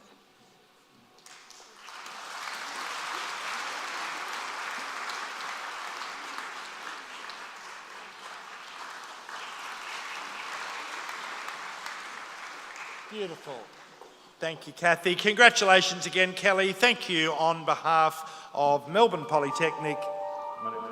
So I'm Kelly Phillips, I'm a Boomerang woman. I studied the Diploma of Community Services in 2021 and received the Outstanding Indigenous Student of the Year award. I've been working in aged care for about over 13 years on and off in different roles there, and I really wanted to challenge myself and learn more about the diversity of the community service sector, and that's what really led me to the diploma with Melbourne Polytechnic. I've only really done Certificate 3s before, and a diploma in something that I had dipped my foot in already was good to build my confidence. So I thought that there'd be a bit more opportunities for advocating for people with a diploma under my belt. So yeah, so that was pretty much, it was more about challenging and just opening my eyes to different areas in community services. With aged care, you're an advocate for other people, and you can be you learn how to do that, and that's a skill. And it's a bit, I think, easier to advocate for someone else. It's hard to do it for yourself because often, as you know, especially Indigenous people, you don't put yourself first. You know, your community's first, everyone else is first, and it's really hard to get a say for what you want. And I think levelling up in a diploma, I sort of built that confidence, and I was able to say, hang on, I need to know more about this, or I want to learn about this, and you start getting to know yourself a bit better. You know, I did a assignment on the Aboriginal Justice Agreement where I interviewed a lot of people with VCAT,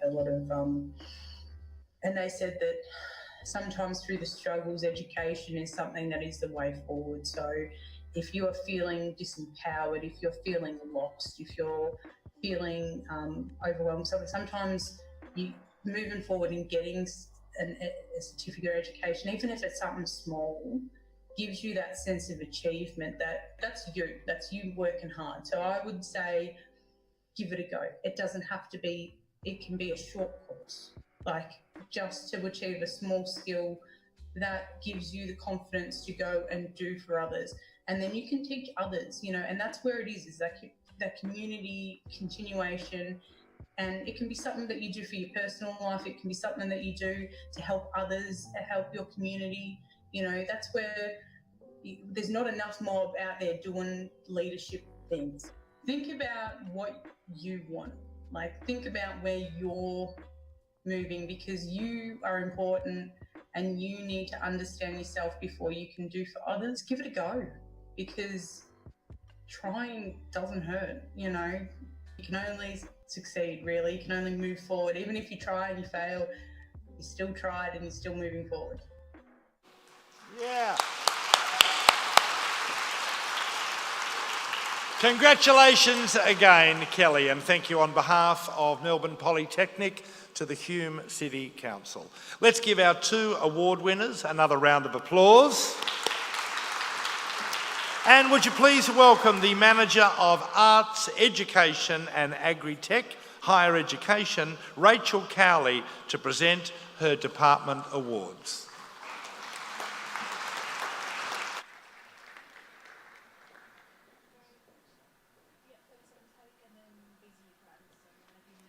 The graduates for Bachelor of Agriculture and Technology are Damitpal Singh,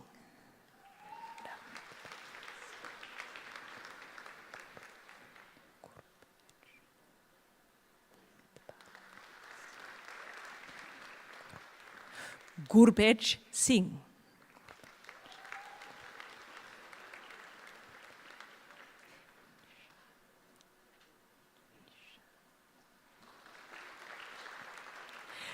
Nishan Singh,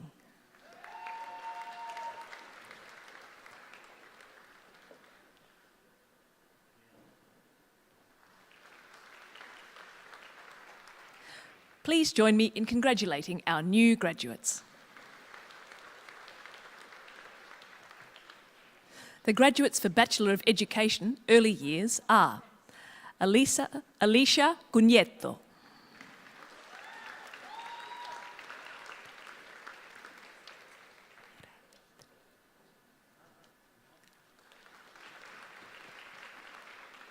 Ira Fitria,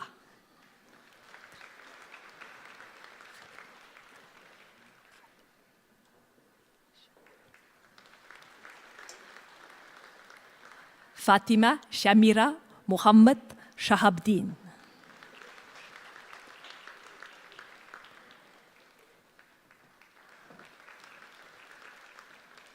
Sheree Annette Ponia,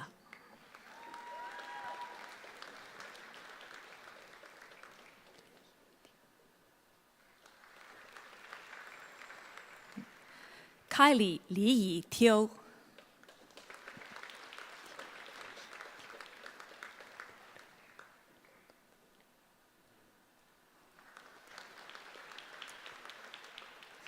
Katerini Zarkadoulas,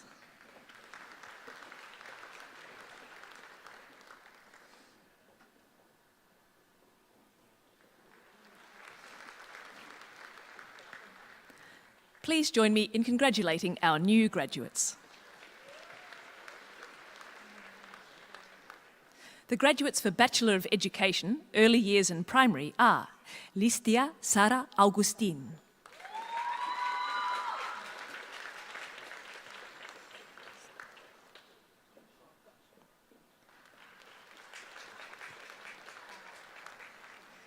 Nicolena Filomena Bahar,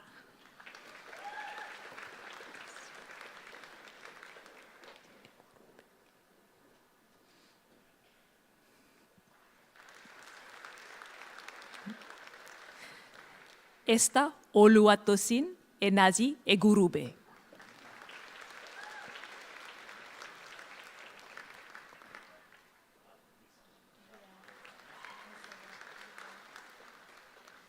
Erin Nicole Holmes,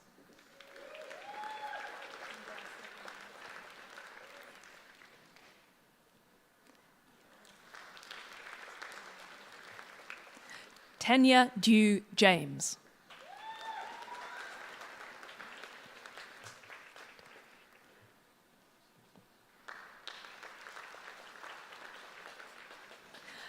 Arain Niev Kidmanshire,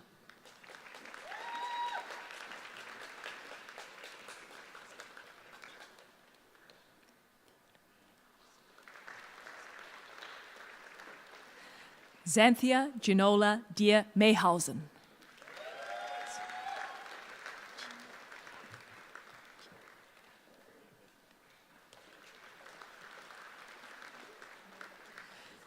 Ngop Chin Pham,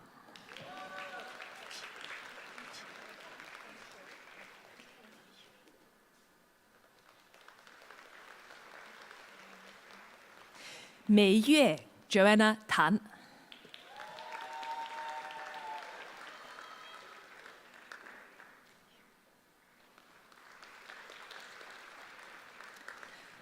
Please join me in congratulating our new graduates.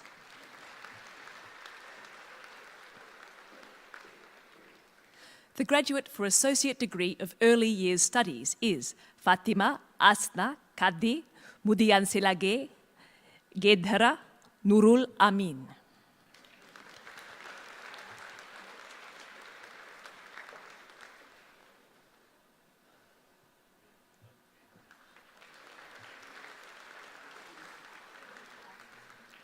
Please join me in congratulating our new graduate.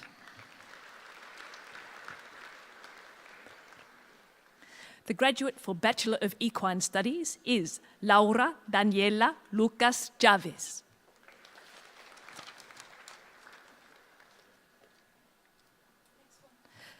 The graduates for Bachelor of Illustration are Jessica Ann Crossman,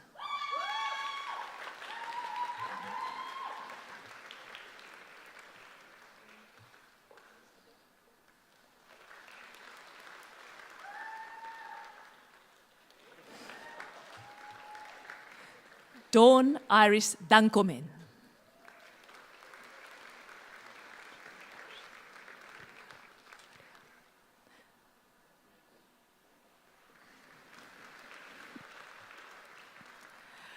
Sadushian Hariharan, who also completed a Diploma of Visual Arts.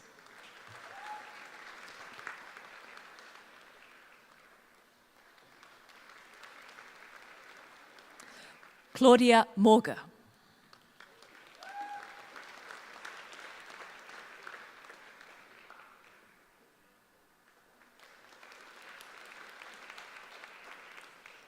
Tessa Pascoe,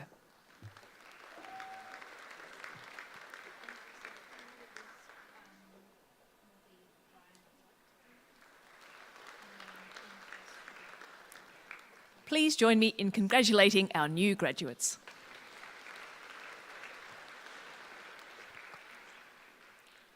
The graduates for Bachelor of Music are Thomas Aaron Gircosta,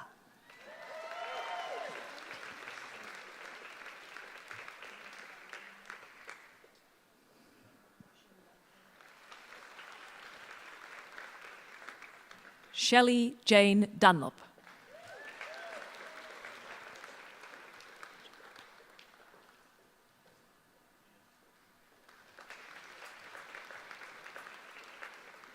Veronica Lorna Fox,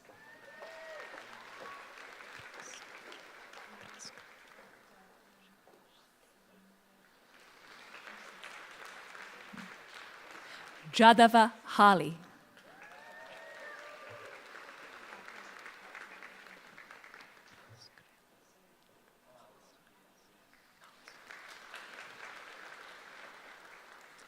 Molly Rose Karlskrill.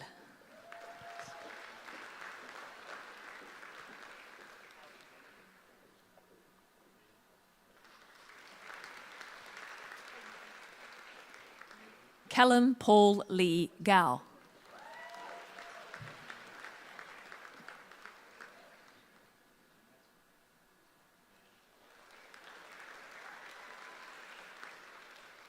Lucy McGregor.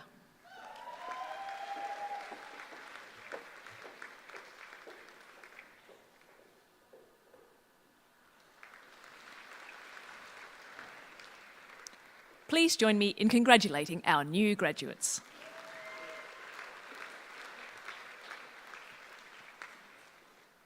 The graduates for Bachelor of Songwriting and Music Production are James Crothers,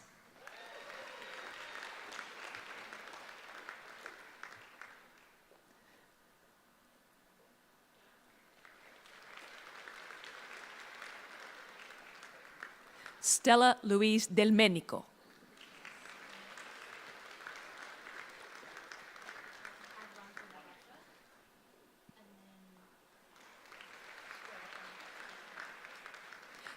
Samuel Dorr,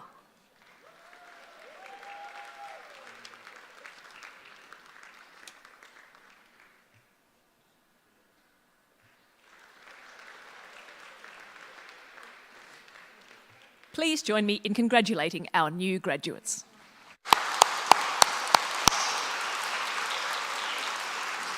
Now I'd like to invite Rachel to the lectern to present the Outstanding Student of the Year Award for the Department of Arts, Education and Agri-Tech Higher Education. Thank you, Rachel. I'll leave that. Thank you, Brian. The Outstanding Arts, Education and Agri-Tech Higher Education Student of the Year is proudly sponsored by the Whittlesea City Council.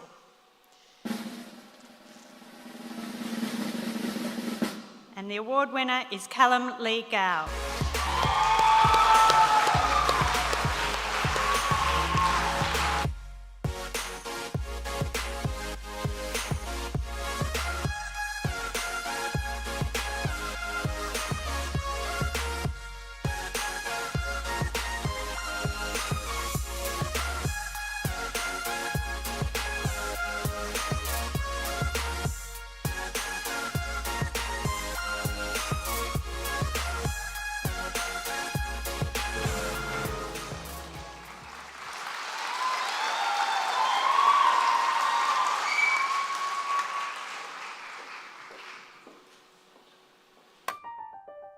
My name's Callum. I study Bachelor of Music at Melbourne Polytechnic. I'm lucky to have extremely supportive parents. They were respectful of my decision and finding my own way through it. So yeah, when I wanted to study a sound engineering course, they were great. When I wanted to go on and do further study, Bachelor, great. Yeah, very lucky in that regard. So one band that I play in, Kaz Garaz, has actually been going since about 2014. So yeah, and that was a bunch of high school mates, and somehow we've managed to keep it going. A lot of those little garage projects kind of die in a couple of years, but you know, we just love it and keep doing it. So I really enjoy the kind of recording and studio process. It's just really fun looking at the tracks in that way and always being able to bring something new to it, adding more and more layers and getting experimental with weird sounds, kooky things, trying to dial in a particular tone from a reference track or whatever it might be. Yeah, I think that's been really enjoyable for me. A lot of what I'm doing now is all through the cohort, and you know, I met my partner through the course, and we've been together almost 4.5 years now or something like this. So almost my entire network is been developed from Polytechnic. So really thankful for that. Yeah, the cohort really helped me blossom and you know, do my best. If you've got that passion, that's exactly all you need to do. You just need to follow that. But if you're kind of a bit unsure about it, as I was studying the Bachelor, what I'm actually going to be doing at the end of it, I was just saying yes to a lot of things, being open-minded to what opportunities are in the industry, and that's how I've ended up pursuing film and media. I don't reckon I was a musician before Melbourne Poly, honestly. I played drums and bits and pieces, but I developed my musical sensibilities all through Melbourne Polytechnic and the people that I met through there teaching me things. I'd really like to thank the entire music department.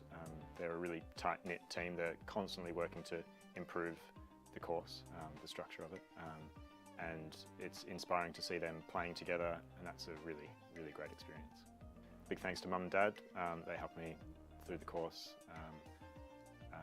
by allowing me to do it in the first place. Shout out to Rosie Luby, my beautiful partner. We learnt so much together, musically and otherwise through our relationship. And the cohort in general. We learnt on each other all the way through the course, and we're continuing to do that now. So, yeah. Beautiful. Congratulations again, Callum, and thank you on behalf of the Institute to the Whittlesea City Council. Tonight, Rachel will be presenting awards to graduates from the Department of Business Construction, Higher Education.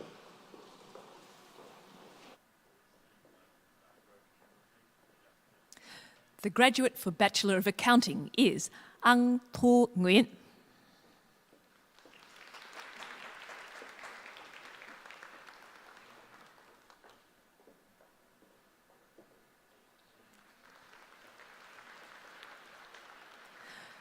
Please join me in congratulating our new graduate. The graduates for Bachelor of Business are Tee Kim Hoang Nguyen,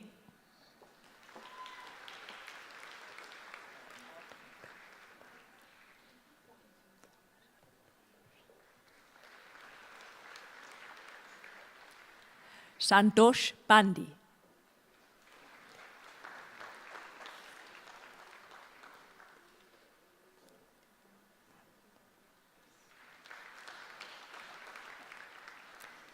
please join me in congratulating our new graduates.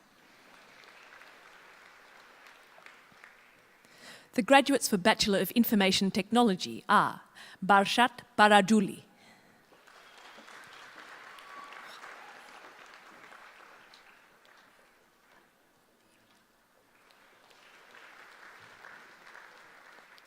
Huang Mi Fan,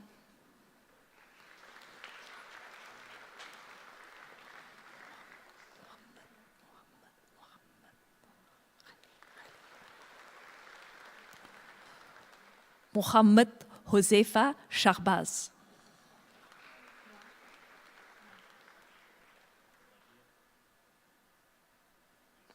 Shulav Shrestha,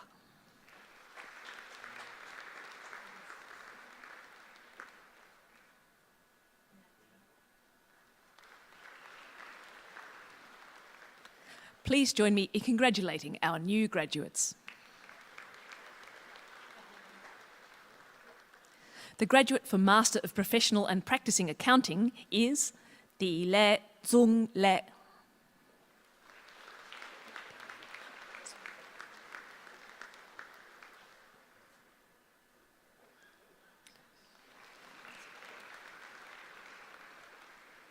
Please join me in congratulating our new graduate.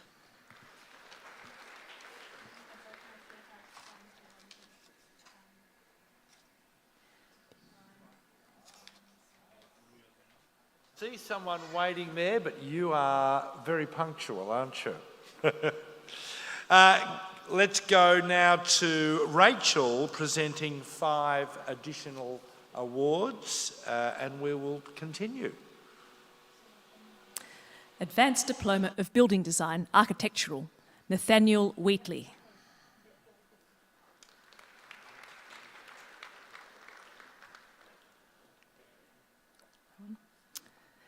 Diploma of Building and Construction, Building, Milton Mauricio Carmona Pareja.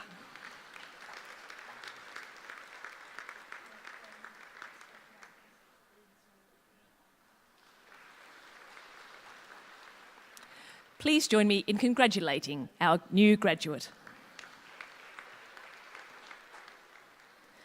Bachelor of Engineering Technology, Civil, Amrit Pun Magar.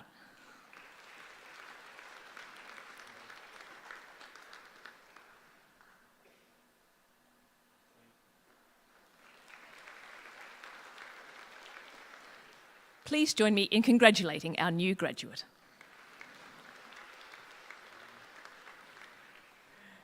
Bikash Sharma.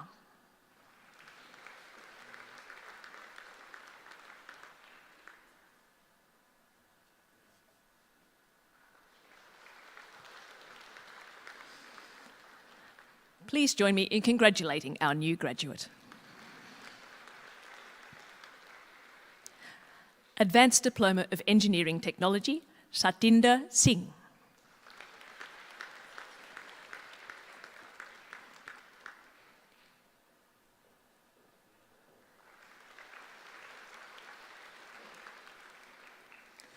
Diploma of Hospitality Management,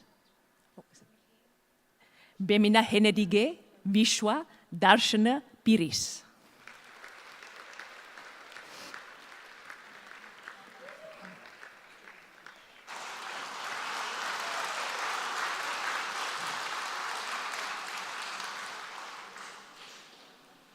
Thank you, Rachel, and one last round of applause for all our graduating students.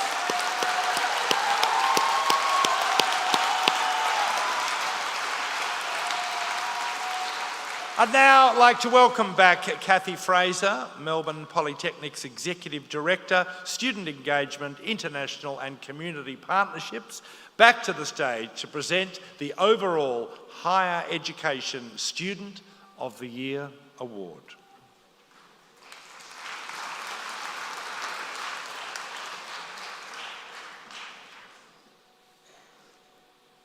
Of our existing Outstanding Student of the Year Award recipients presented over 2 ceremonies, 2 winners are selected to be the overall Higher Education and Vocational Education and Training Outstanding Student of the Year.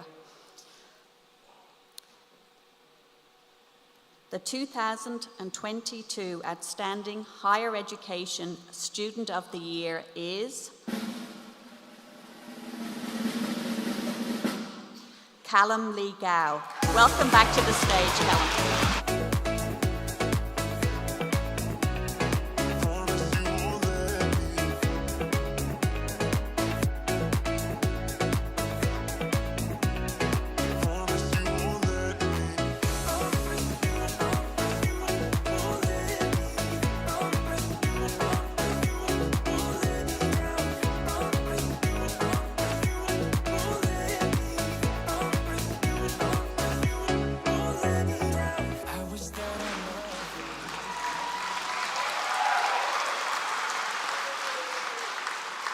Congratulations, Callum.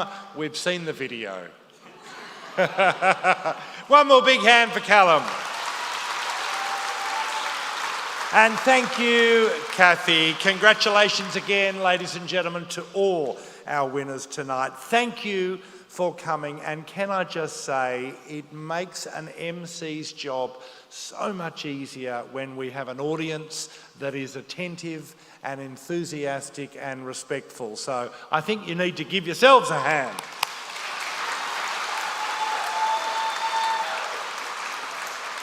I would certainly like to thank Fiona Price for reading all the names of our graduates.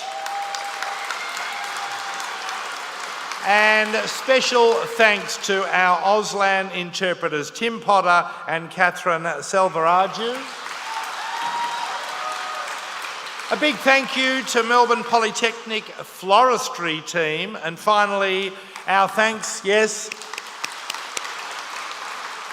also our thanks to Stefano's duo for their early evening foyer performance. They're listening.